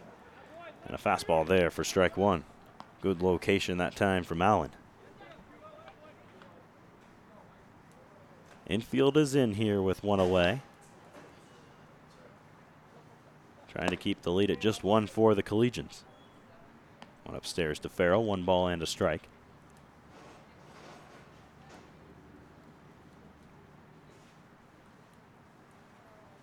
Bullpen is active for the Rough Riders again. This one down into right field. And no chance to tag for Jimmy Hollinger. And he's really glad he didn't, as Erickson would have had him nabbed by about, a country mile.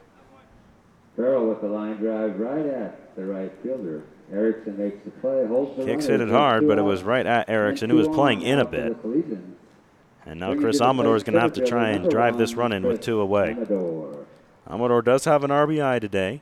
Base knock in the 4th. Up until that point, he was batting .059 with runners in scoring position. That mark will go up a bit with that base knock. Looking to increase that margin a bit more here. First pitch goes to the backstop, and that will be a run. So Jimmy Hollinger scores again on another wild pitch, and the Collegians double their lead, now up 4-2. That one was a fastball that caught Downing off guard. I wonder if the signs got mixed up or what. Even if he had known the fastball was coming, that was going to be a tough one to grab. It was way outside. Moves Coward up to 3rd here. So Amador a chance to add another. A 1-0 to the center fielder. Swing and a miss.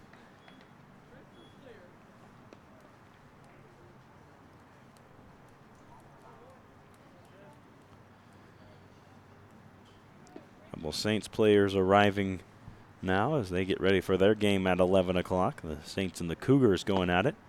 They'll play the winner of this game at 2. This one misses to Amador. It's 2 balls and a strike.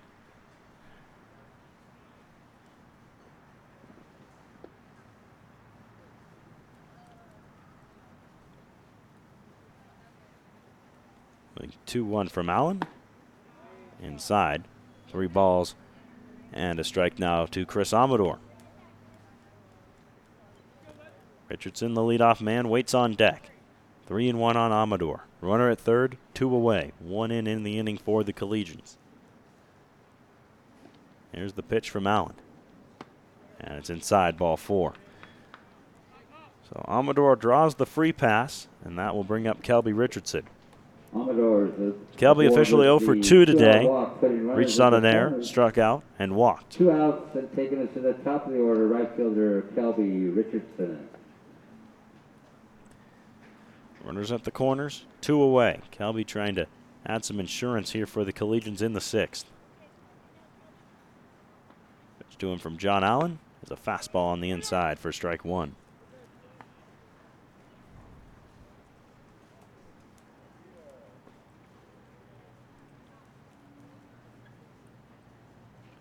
Isaac Parks strolling down to the bullpen. Go get loose. Not in a big hurry, though, so I imagine we'll see John Kea back for the top of the 7th. It's 0-2 now to Kelby Richardson.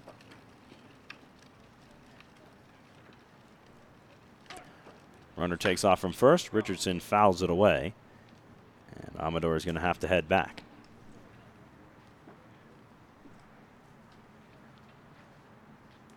Chris has been caught stealing once by Brock Downing today.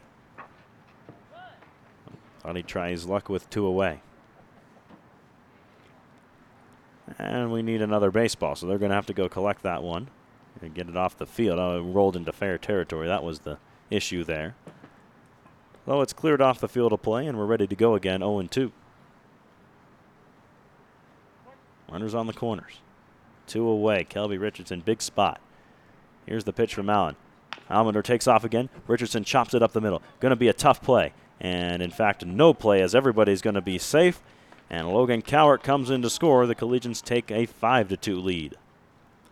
It was just hit too slowly for anyone to do anything with it as Crenshaw and Schiffner converged on the middle of the diamond. But by the time they collected it, Richardson had already reached first. 5-2 lead now for the Collegians. Now batting shortstop, Connor Costeca. So here's Connor Costeca. Costeca's 1 for 3, a bunt single back in the 3rd. He's got runners at first and second here with 2 away. Both of them run well, so a chance to move them around. Amador should score easily with 2 outs from second base. And if Costeca can find a gap, look for Richardson to maybe cross the plate as well. And the runners will be taking off on the crack of the bat. Gives them a little bit of extra there as that one comes up and in around the dome of Connor Costeca. He has to duck out of the way. It's 2-0.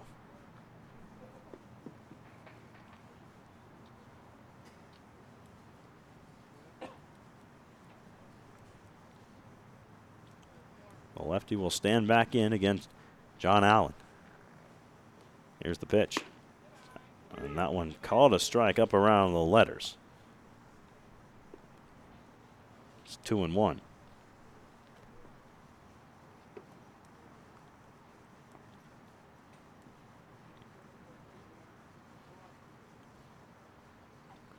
Pitch coming quickly to Costeca, and he swings and misses at a fastball. Was never going to get on top of a pitch in that location.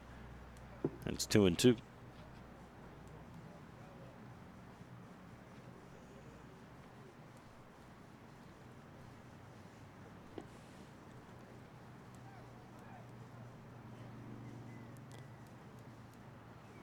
Costeca hits it in the air, right center field gap. Erickson takes charge out there and makes the catch to end the inning. But the Collegians strike for a pair. They extend their lead to 5-2. That'll be our score when we come back in the top of the 7th. Rough Riders looking to answer back on the Collegians Broadcast Network.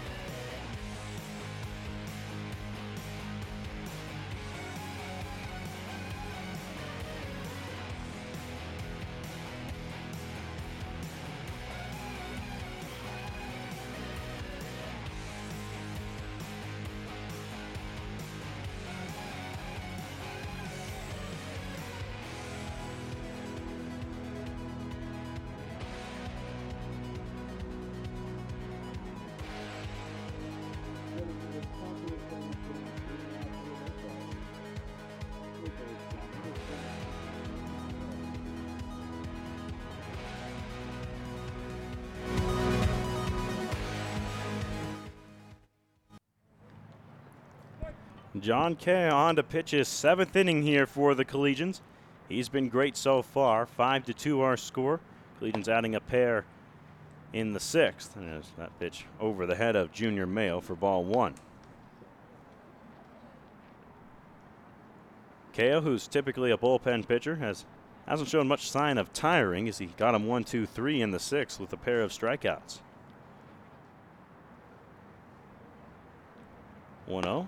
That one's high again, this time over the plate. It's 2 balls and no strikes.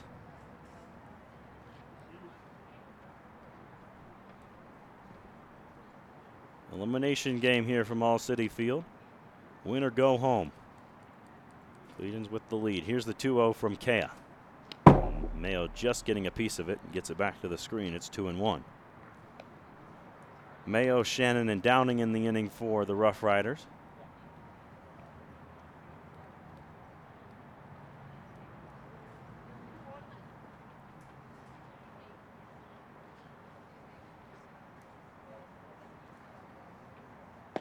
Two-one. Fastball there from John Kay. It's 2-2.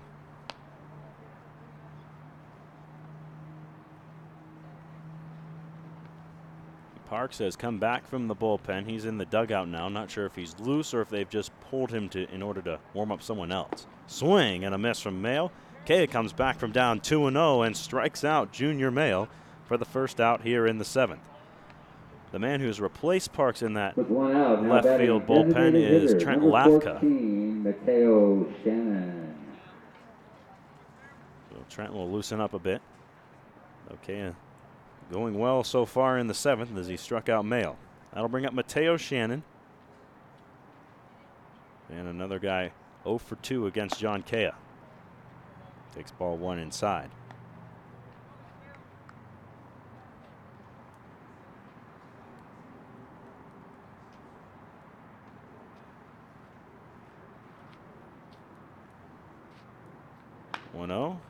One's fouled away.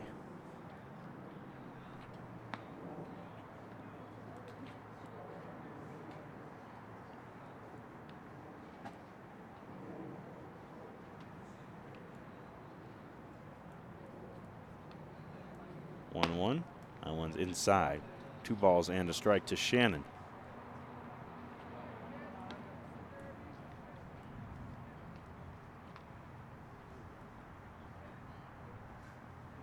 Okay, stepping off the mound for a moment.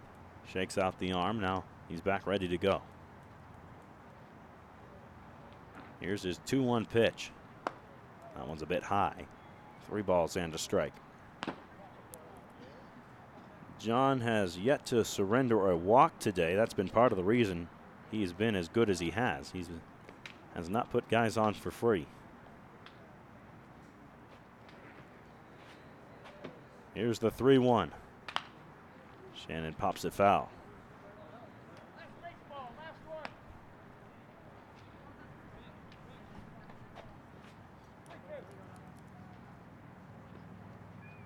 Full count on Shannon. 1 away in the 7th. Kea delivers. Shannon ropes one over the head of Hollinger at second into right center field for a base knock. Richardson will cut it off in the gap, and wisely Shannon holds up at first. But it's a 1-out knock for these Rough Riders, and they have a man ahead of Brock Downing. The catcher.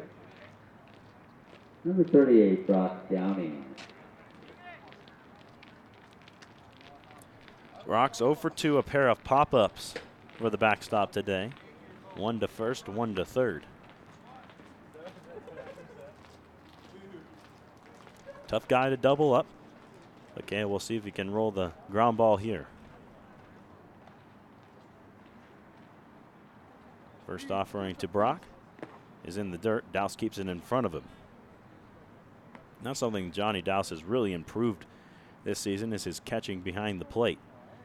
Defensively, that's something he wanted to work on this summer. He said that's the big thing is defense, especially his throwing arm. But in terms of the way he blocks the ball, he has gotten so much better. It's unreal as Downing takes a fastball for strike 2.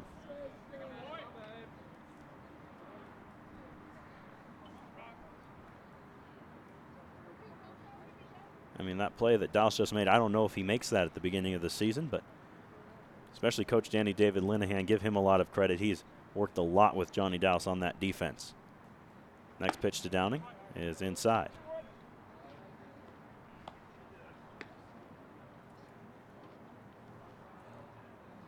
So 2-1 on Brock. Runner at first and one away.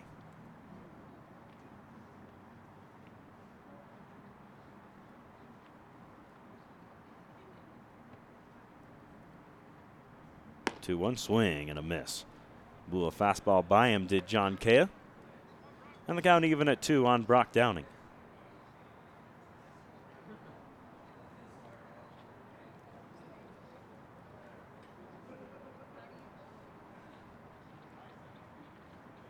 Two. Breaking ball. Downing sends it to left. Hudson hardly has to move. Comes in a couple of steps and makes the catch for the second out. With Downing retired, that brings in Jeff Erickson to the right-hand batter's box with 2 away. Jeff Erickson. Erickson's 1 for 2. Also has a stolen base.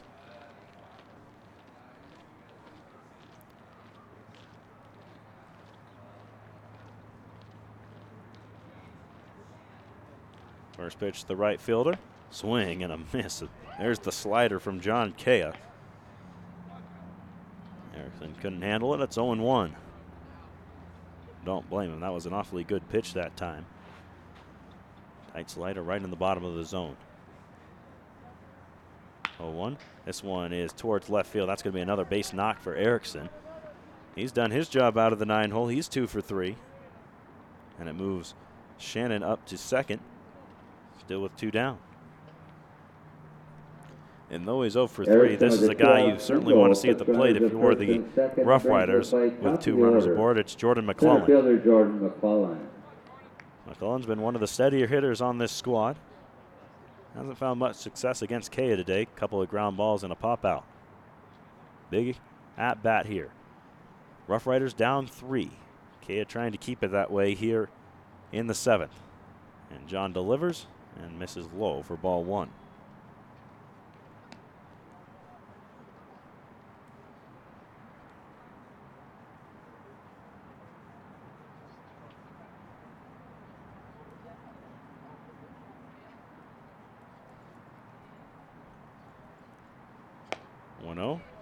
Fastball's there for a strike. And well, when you're looking for a pitcher tiring, the first thing that usually goes is the command. And well, I wouldn't say John is quite as sharp as he was in the first inning. His command is still pretty spot on. Here's his 1-1. And McClellan fouls it away, reaching for a breaking ball. So Kea a pitch away from getting out of this thing. 1-2, runners at first and second, 2 away.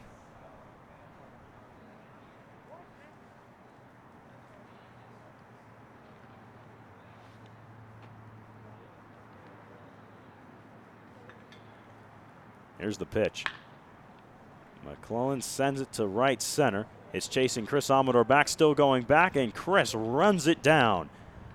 Chris Amador with a fantastic play out in right center. Had to go a long way to grab that one, and he holds the lead at 3 for the Collegians. 5-2 our score. Bottom of the 7th is oncoming here on the Collegians for the broadcast Riders in the top of the 7th. No runs scored on 2 hits. There's no errors and 2 runners left on. Still a 5-2 game Collegians lead as we head to the home half of the 7th. Scheduled for Boulder, Hudson, Davis, and Hollinger.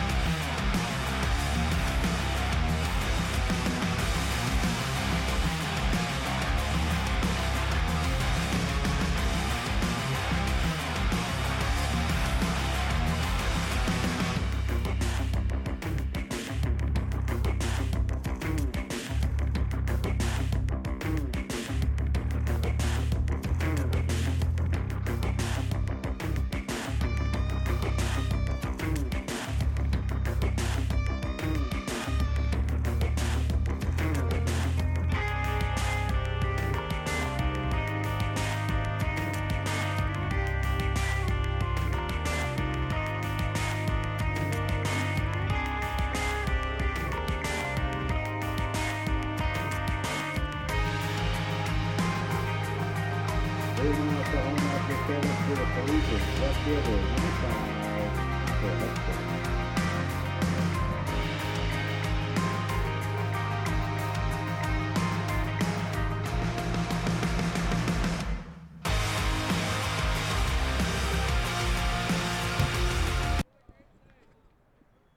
First pitch to Hunter Hudson of this 7th inning.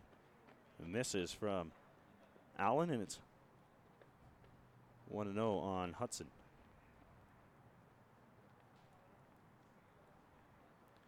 Be Hunter Hudson, Turner Davis, and Jimmy Hollinger in the inning for the Collegians. As swings and misses there. It's 1-1.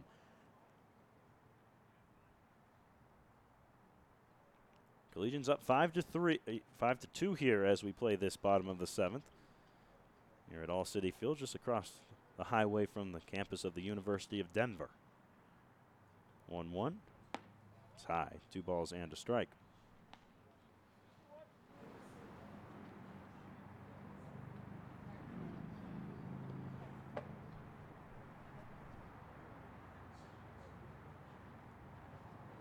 Next pitch from Allen. Missed inside and, in fact, got a little bit of a piece of Hunter Hudson. And he is aboard. That one just brushing him there. But Hudson will take the free base. That'll bring up Turner Davis. Turner's had a tough one today at the plate. 0 for 3. Trying to turn it around here in the 7th inning. Now batting for They're the going to need his Collegians, bat moving forward in this number tournament. 25, Turner Davis.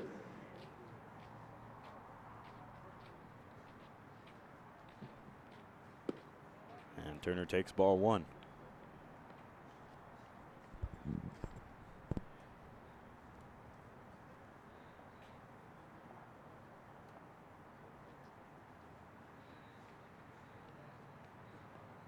This one skips over the glove of Downing. He tried to pick it on the backhand, and Hudson will move up to second.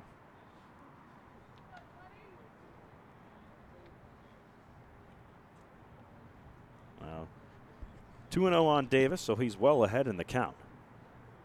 We give him some confidence and get his bat back on track. He was the Collegians' best hitter through the first 2 games of the tournament, has struggled here today. And now he's up 3 balls and no strikes. Jimmy Hollinger waits on deck, not the guy that Allen wants to see.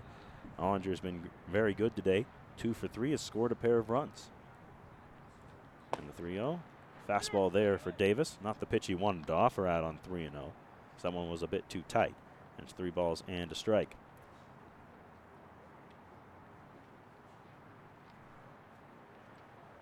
And we'll try it again on 3-1. This time Davis swinging away, fouls it off. So the count full now to the big cleanup hitter. The season winds down for the Collegians. Turner's going to have to head all the way back to Savannah State. I remember him telling us at the beginning of the year about the long drive he had to make out from eastern Georgia. I mean, that's not just Georgia. It's east coast of Georgia as Davis draws the walk, taking ball 4 high. He had to stop in Kansas City on his way here. Maybe this time when he stops in Kansas City going back, he'll actually get barbecue. Me and Jake Shapiro had to give him a hard time for that.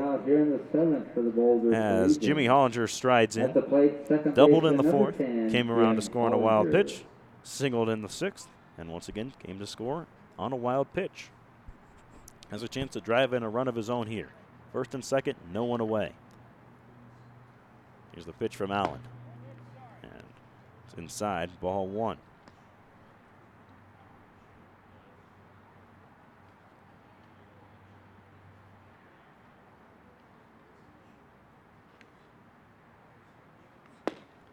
This time the fastball finds the plate. It's 1 ball and a strike. Similar location, about a half an inch or so closer though, and umpire says it's strike 1. 1-1. Good frame from Downing there. 1 ball and 2 strikes. Fastball just there on the bottom. Downing made sure it was called strike 2. So 1-2 on Hollinger. Allen ready and delivers. Swing and a miss. And Jimmy has gone on strikes. One out So here in with the one away, seventh. that'll bring Now up batting Logan Cowart. designated hitter, number 8, Logan Cowart. Logan had that big double in the 6th inning, allowing Hollinger to reach third. He'd then score on the wild pitch. In fact, it was Cowart who moved him to third in the 4th as well with the ground ball. Swings and misses at a low fastball that he was over the top of. It's 0-1.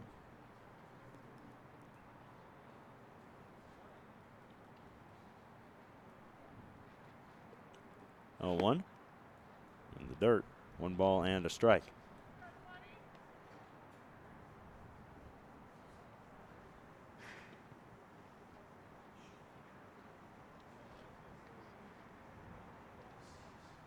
One swing and a miss.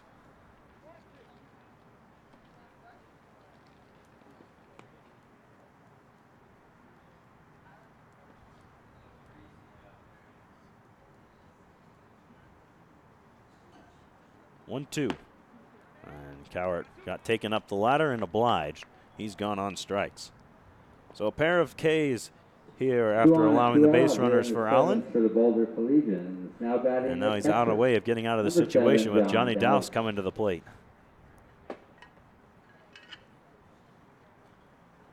First pitch to Dowse is fouled down the right field line. Bit late on a fastball was Johnny.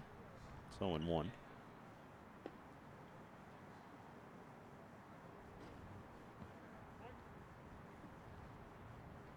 One is way high as Downing has to come out of the crouch to secure it.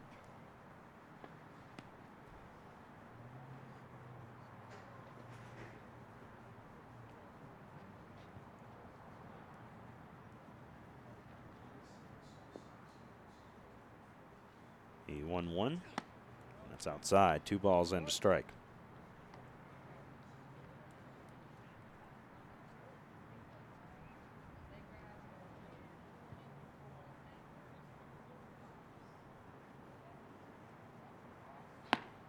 Two, 1.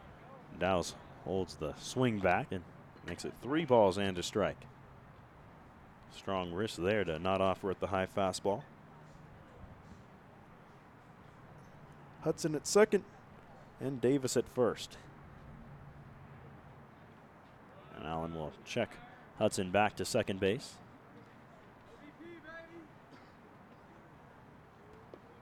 Dowse back in, ready for the 3-1 pitch. Allen sets, delivers. High ball 4. That's Dowse's 3rd walk of the morning. He's been aboard 3 times, all on free passes. The walk to Dowse Scored a for run both in the bases. 2nd inning off of the balk. Bringing out the courtesy runner. Courtesy runner is number 19. And here's Isaac Parks to come on to Bases run full for him. In of fact, I Collegians with suppose it 2 was outs, Parks who turn scored at the that plate. run, technically. So Third he baseman, was number running for 9, Dowse. Kix Farrell. We'll see if John Kea comes out for this 8th inning. Trent Lafka is ready to go in the bullpen.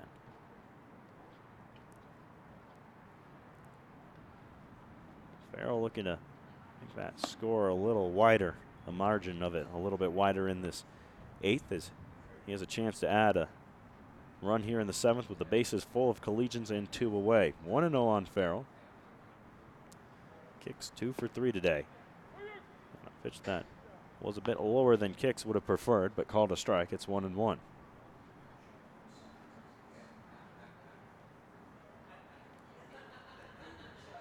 One's outside. Downing tried to frame. This time the home plate umpire says, "Oh, you're not fooling me." 2 balls and a strike.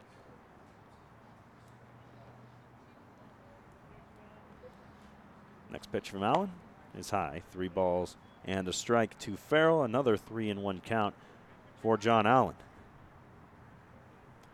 This time he's got nowhere to put him. Bases are loaded with 2 away.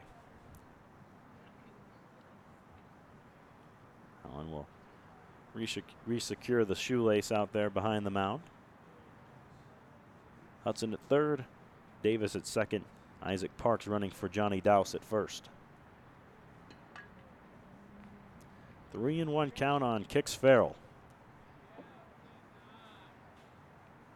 Here's the pitch from Allen. Right there for strike. Farrell taking all the way on 3-1 and the bases loaded. Why not? But now the count's full on him. He's going to have to offer here. 3-2 pitch. Well, not at that pitch. It's high, ball 4. It's another run for the Collegians.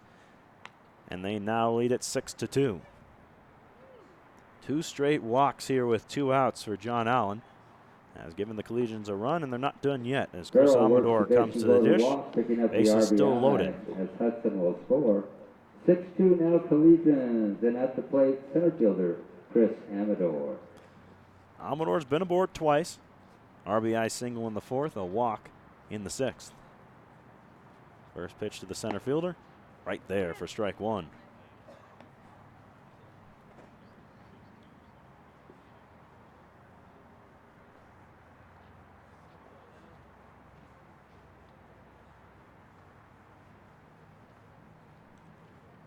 The 0-1 is just a bit inside, 1 ball and a strike.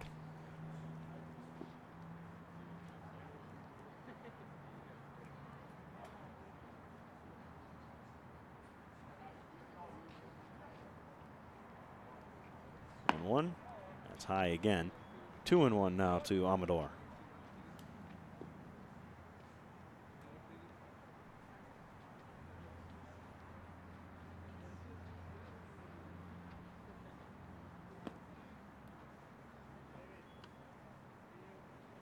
One misses inside. 3 balls and a strike.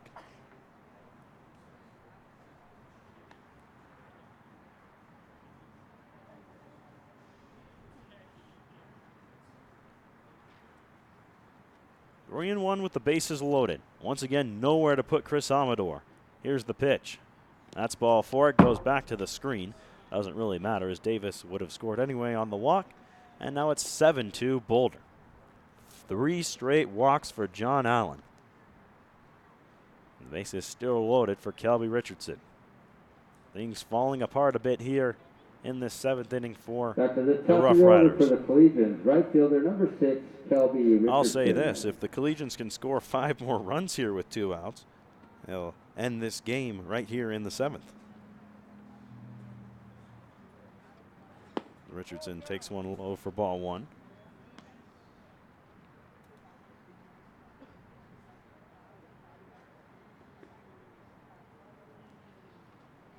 Allen struggling with the command here. 1-0 is high. 2-0 now to Richardson. The bullpen getting hot here for the Rough Riders. I got to imagine, unless he's able to retire him, this will be Allen's last batter. Well, either way, it's going to be Allen's last batter. 2-0. Richardson offered at one he probably shouldn't have, especially with how bad the command's been for Allen so far. No reason to go chasing, but it's 2-1.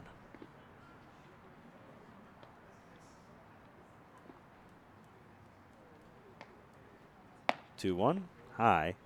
3 balls and a strike to the right fielder. Another 3-1 count for Allen. That's the really odd thing about all of this, is the walks he's issued have all been in 3-1 counts. All 3 of them. He's reached a 3-1 count with the batters. He ended up making 3-2 against Farrell, but still walked him. Oh, and that one, well, got the benefit of the doubt there for some reason, did John Allen, and it's 3-2 on Richardson. So here's the payoff pitch. Kelby flies one to right. Schiffner going out. He's not going to get there. 1 run will score. Parks is in. Farrell will score as well. And now it is an even bigger lead for the Collegians, 9-2. 7 runs looks pretty good out there on the board. 2 runners will score on the Richardson and well, base hit to right Connor field. Kostecka, if he crosses the plate, the man at the plate would give the Collegians the win. Shortstop, number 2, Connor Kostecka. By the way, Richardson's been aboard 3 times now, so good day for Kelby. Not quite the same for Kostecka. He's 1 for 4, but could go for a big base hit here. Runners at the corners, 2 away. Here's the pitch from Allen. And it goes behind Kostecka to the backstop. Came off of it quickly, so Amador holds at third. Richardson up to second. It hit off of that plywood down there and bounced right back to Brock Downing. But, I mean, that pitch was well behind Connor Kostecka. Oh, it's 1 ball and no strikes. First base is open. Typically, that you might see them move on from Kostecka, but hasn't been quite his usual self with the bat today as he takes a strike. And add on to the fact that you've got Hunter Hudson behind him. Probably don't want to load the bases with how inaccurate Allen has been. So probably a good idea to just try and go get Kostecka, who fouls it away.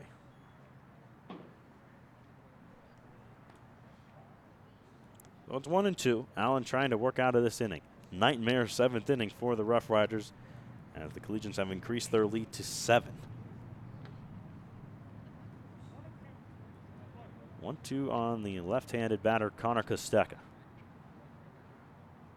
Allen sets and delivers. Kostecka one after one high in the zone, sending it out to left field. Mayo going out. Also out is the shortstop, Crenshaw, and he makes the catch to end the inning. But the Collegians extend their lead to 9-2. We'll move to the 8th. Collegians in the driver's seat on the Collegians Broadcast Network.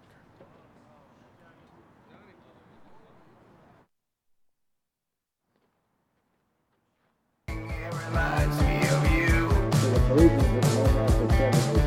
I got 200 downs on a list that I will try to do. I can't see myself with anyone else.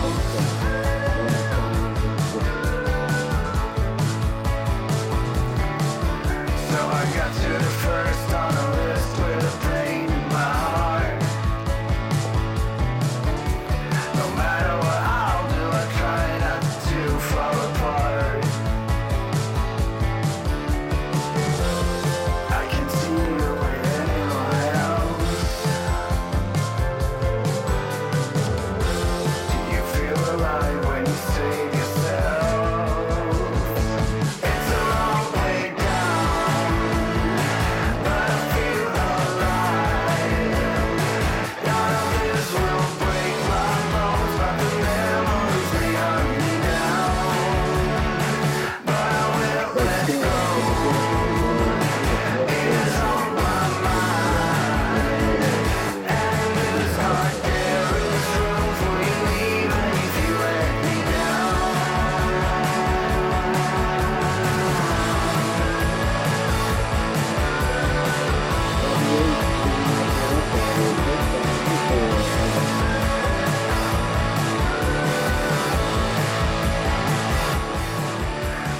See me, I know you. Collegians with a big lead now, 9-2. We move to the 8th inning. It'll be Evan Crenshaw, Nick Levensteins, and Nick Schiffner to begin things for the Rough Riders.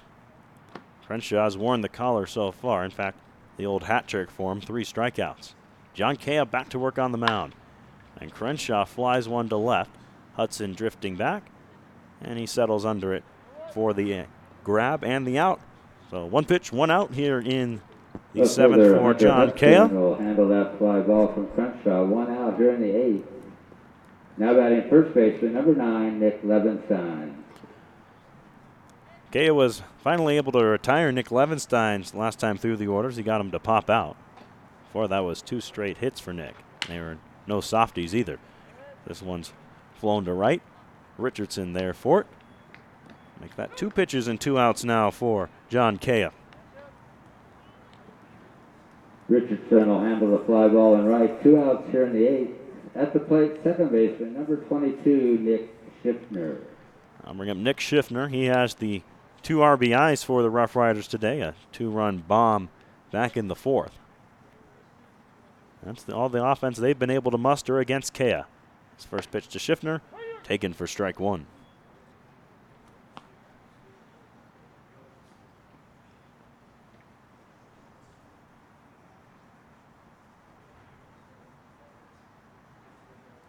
Oh, 1.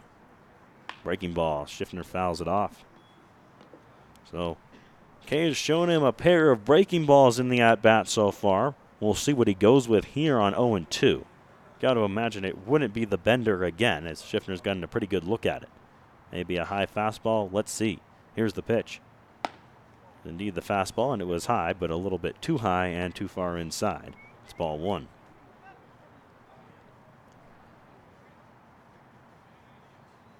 One and 2 the count on Schiffner.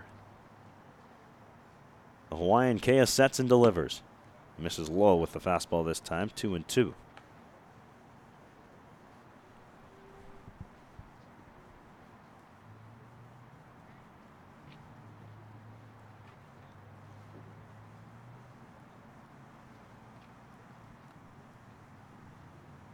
Here it comes in the dirt. So Kea fills the count, 3 balls and 2 strikes.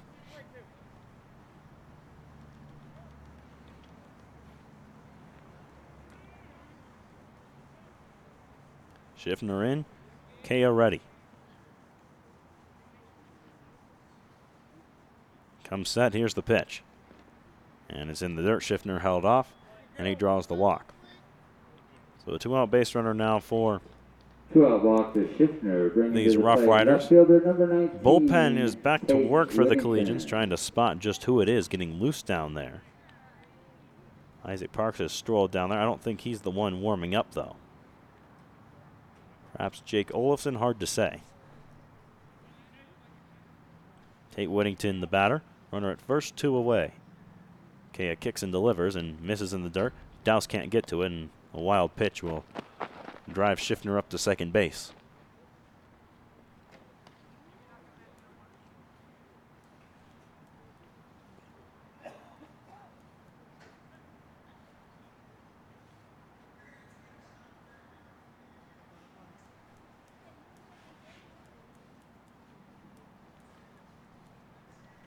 Kea probably a pretty sizable leash, all things considered, being the 8th, as he's got a 7-run lead.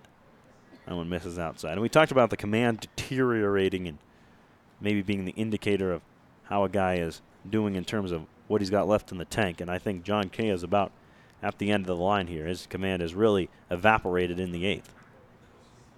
But he's an out away from getting through it. Here's the 2-0 to Whittington.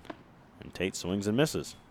Still not quite the location John wanted with that fastball, though he got him to swing through it. And it looks like whoever's out in the bullpen has a softball and is throwing underhand. Looks like it's Brant Toledo. 2-1. Swing and a miss. Maybe got a piece of it. Either way, it's into the glove of Dowse for a strike 2. A couple of pitchers out there. Chris Rodriguez, Brant Toledo, Trent Lafka's still out there. Who knows what they're doing? Whether they'll even be needed for this 9th. Not a lot of urgency in terms of warming up. They're just kind of hanging out. And why not? Kea has been brilliant. Here's the 2-2. It's inside, and he runs the count full once again.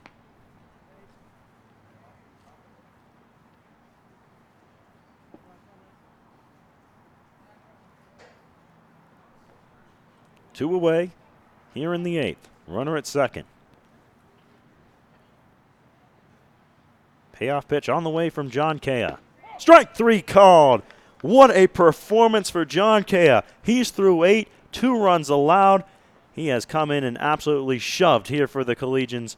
They've got the lead 9-2. We'll move to the bottom of the 8th. Collegians way in the lead, in the driver's seat. They look to put the pedal down here and end this one when we come back.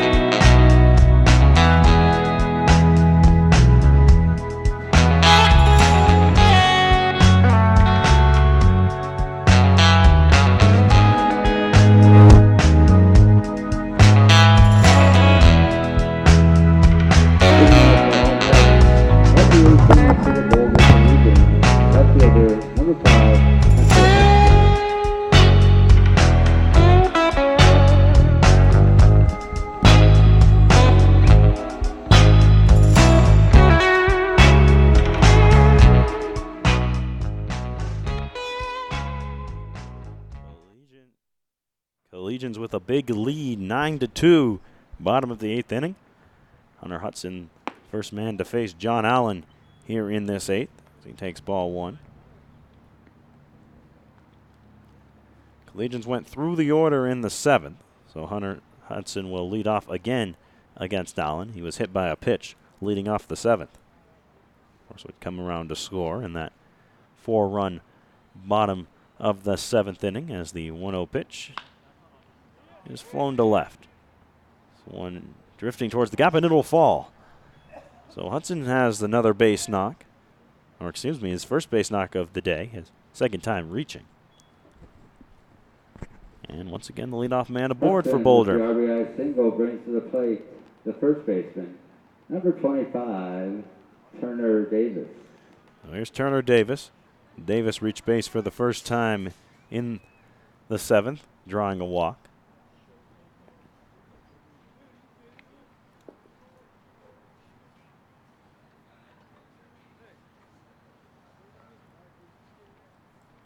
Pitch to Davis. Breaking ball in for a strike. Good pitch that time from Allen.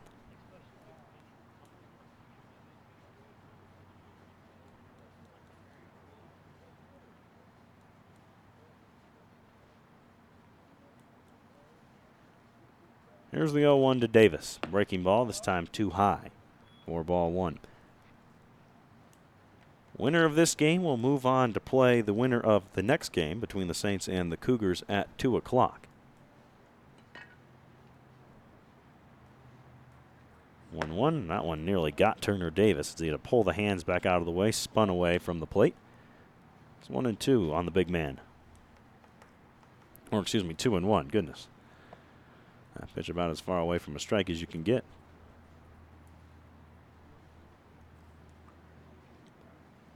Allen on 2-1.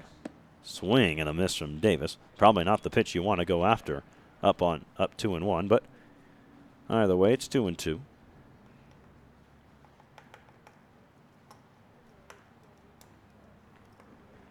Lafka and looks like Tommy Shriver out in the bullpen now, getting loose. Here's the 2-2, and Davis takes it high to fill the count.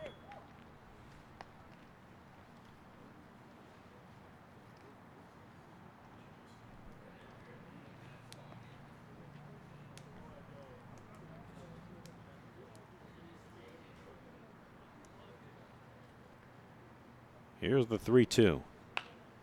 And Turner pops it foul, and this one will get out of play over our heads. And the count remains 3-2.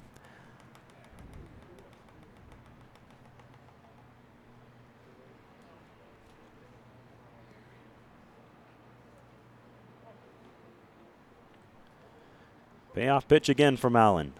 That's low, ball 4. Second straight inning that Davis has drawn a walk.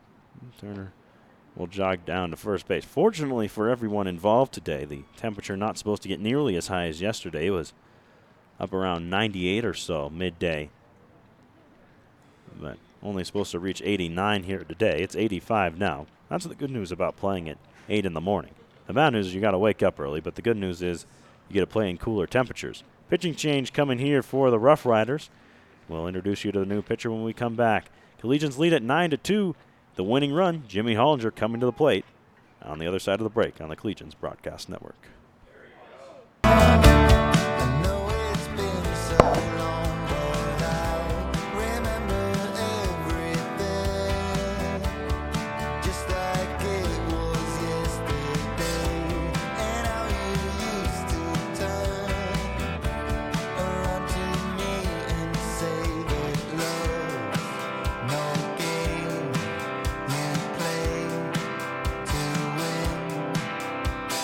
Love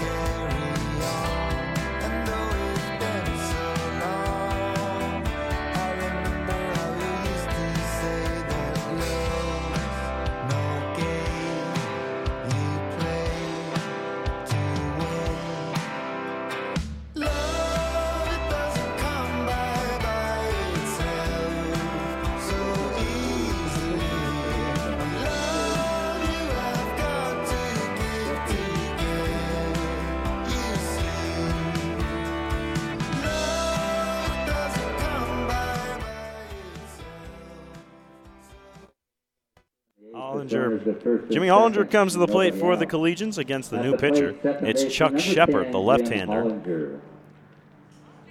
Shepard will try and move this one on to a 9th inning. Hollinger is the winning run due to the run rule. It's a 10 after 7 rule in this tournament. Collegians up by 7. So we'll need 3 more runs in order to do that. Hollinger being that 3rd run. He takes ball 1. Jimmy's 2 for 4 today. Scored a pair of runs. 1-0 to him. Breaking ball and a good one. More strike 1.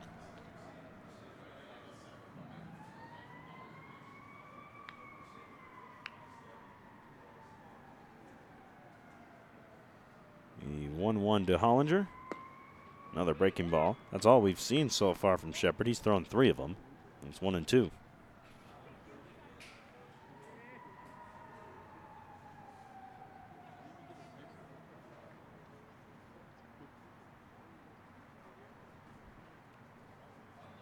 One-two pitch. Goes to the sidearm this time. Hollinger hits it weakly on the ground to short. Crenshaw will pick it up, throw across the diamond, not nearly in time to get Jimmy Hollinger, and he's got his 3rd knock of the day. No chance for Crenshaw on that one. It was just hit too slowly, and where he was playing in double play depth was never going to get the speedy Jimmy Hollinger. The best chance he had was maybe if Hudson took off late for 3rd somehow and get him there, but just no chance to get anybody. That's a clean base hit for Jimmy Hollinger, and the bases are loaded now for Logan Cowart. First pitch to Cowart is outside for ball 1.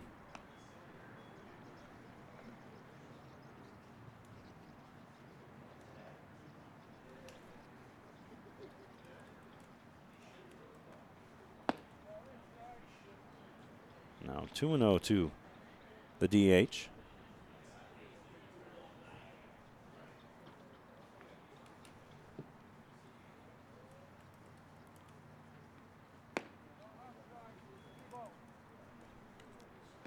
Now 3-0 to Cowart.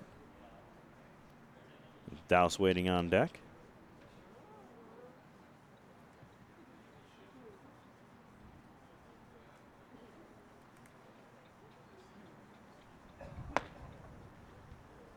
And there's ball 4. So Cowart draws the walk. And will score a run as Hudson crosses home plate with the bases loaded. And now that winning run is just 180 feet away at 2nd in Jimmy Hollinger. Johnny Douse a chance to drive him in, but he'll have to wait a moment as they'll have conference at the mound.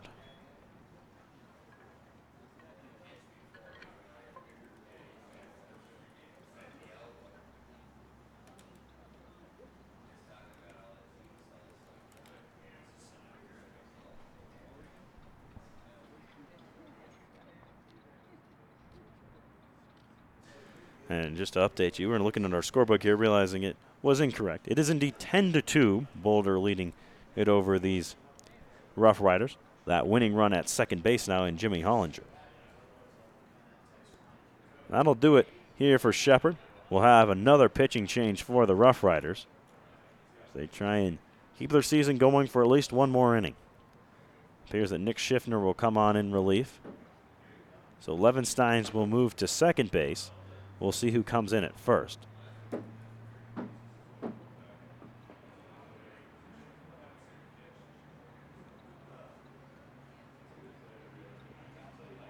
So let's see who the new first baseman is. So Levensteins to 2nd. Not a bad position for him.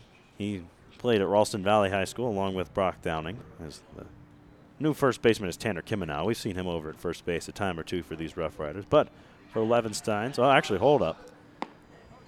Make that Levensteins in on the mound. Schiffner will stay put at 2nd. Well, actually, Schiffner has come out. So they've got a new 2nd baseman. All kinds of gloves being tossed around, traded out. But Levensteins, he also pitched at high school, so the point remains the same. He is a capable enough pitcher, though he doesn't do any of that in college. Played for Ralston Valley High School, just down, or I suppose from here, up in Arvada.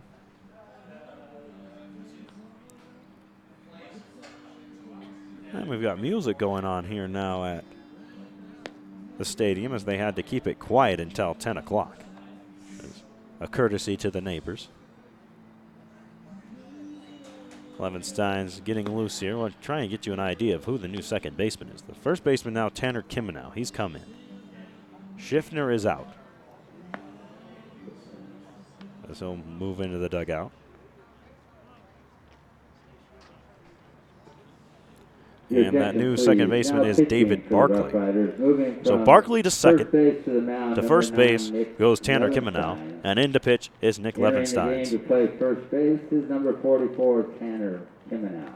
Kimenow, first base.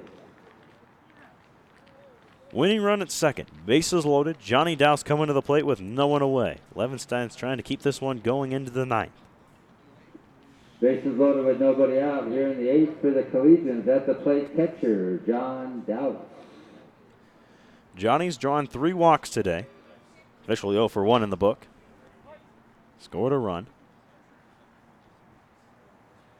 First pitch to him from Levensteins is outside for ball 1. Levensteins, as we mentioned, a local guy, but ended up going down to play for Northern Georgia.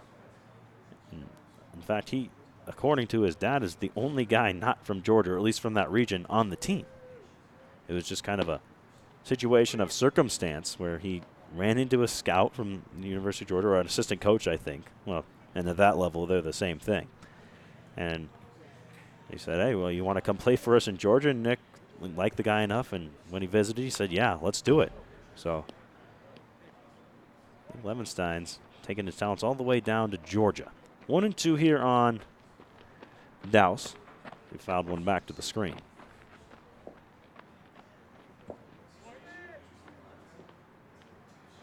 Here's the pitch. 1-2. Dowse right to third base and snagged there. Oh, Dowse hit it hard, but hit it right at the third baseman, Mayo. And that's the first out. So Kick Farrell's got a chance to win it for his team here. Hollinger at second. He's the winning run. Davis is at third. And at first base, Logan Coward. Pitch from Levensteins is inside, 1-0. Kicks has had a fine day at the plate. 2 for 3 with a walk. Looking for another big hit here.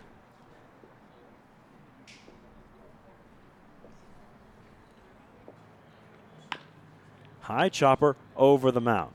Fielded it short. They'll tag the bag for one. Throw to first. Not in time. So they'll just get the one. Well, oh boy, they called him out there. I don't know. That was a pretty close play. And, well, umpire's closer than we are here, but looked to me like he was safe. But it'll end the inning. Collegians still have a big lead, 10-2. We'll move to the ninth. They'll try and win it when we come back.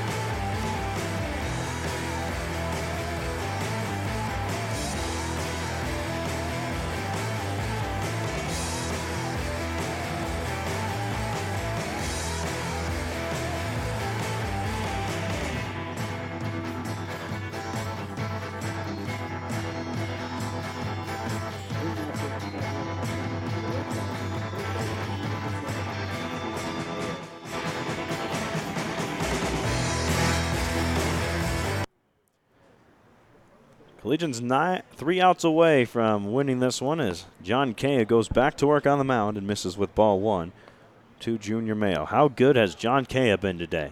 8 innings pitched, 2 runs allowed. Oh, by the way, he's not a starter. He's a bullpen pitcher. Here's his 1-0 to Mayo. Ground ball is foul, wide of third.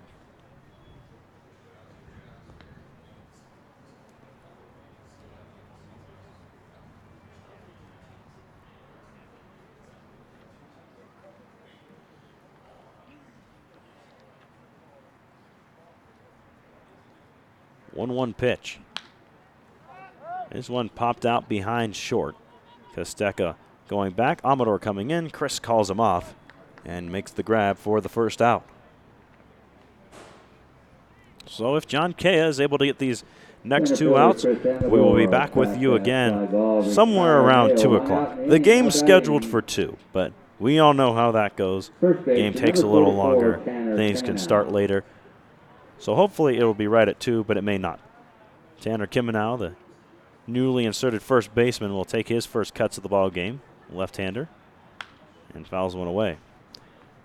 But we hope to be with you right at 2. The game coming up here is the Saints and the Cougars. The winner of that game will play the winner of this one.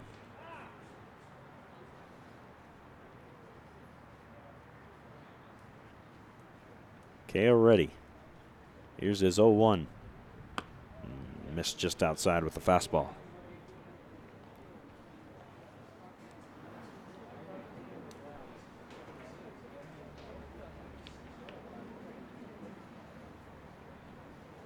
Here's the 1-1 pitch. Ground ball to second. Hollinger there for it on a pair of hops and throws him out at first. 2 away in the 9th. Kea's an out away.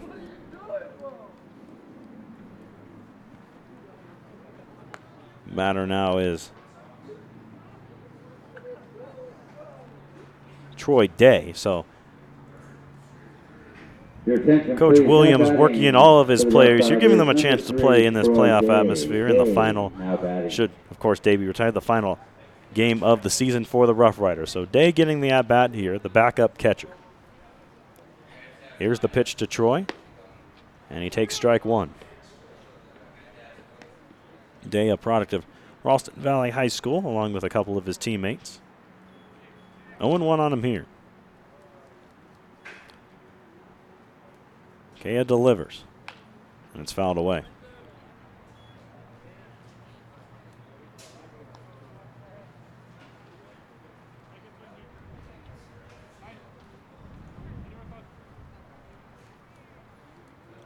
Oh, 0-2 today.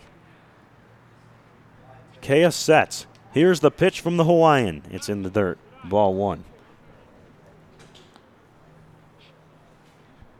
Collegians a strike away. Strike away from taking the first step on a long road here they'll have to travel in order to try and win this tournament. Here's the 1-2 pitch. Day fouls it off into the parking lot. In fact, off of the light pole, so maybe saved a car there.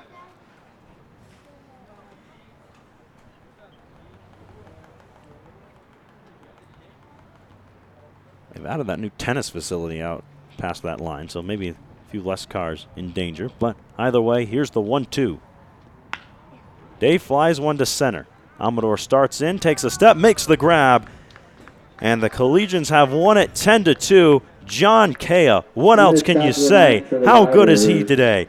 10-2, they win it. He goes 9. John Kea, what a competitor. What a performance.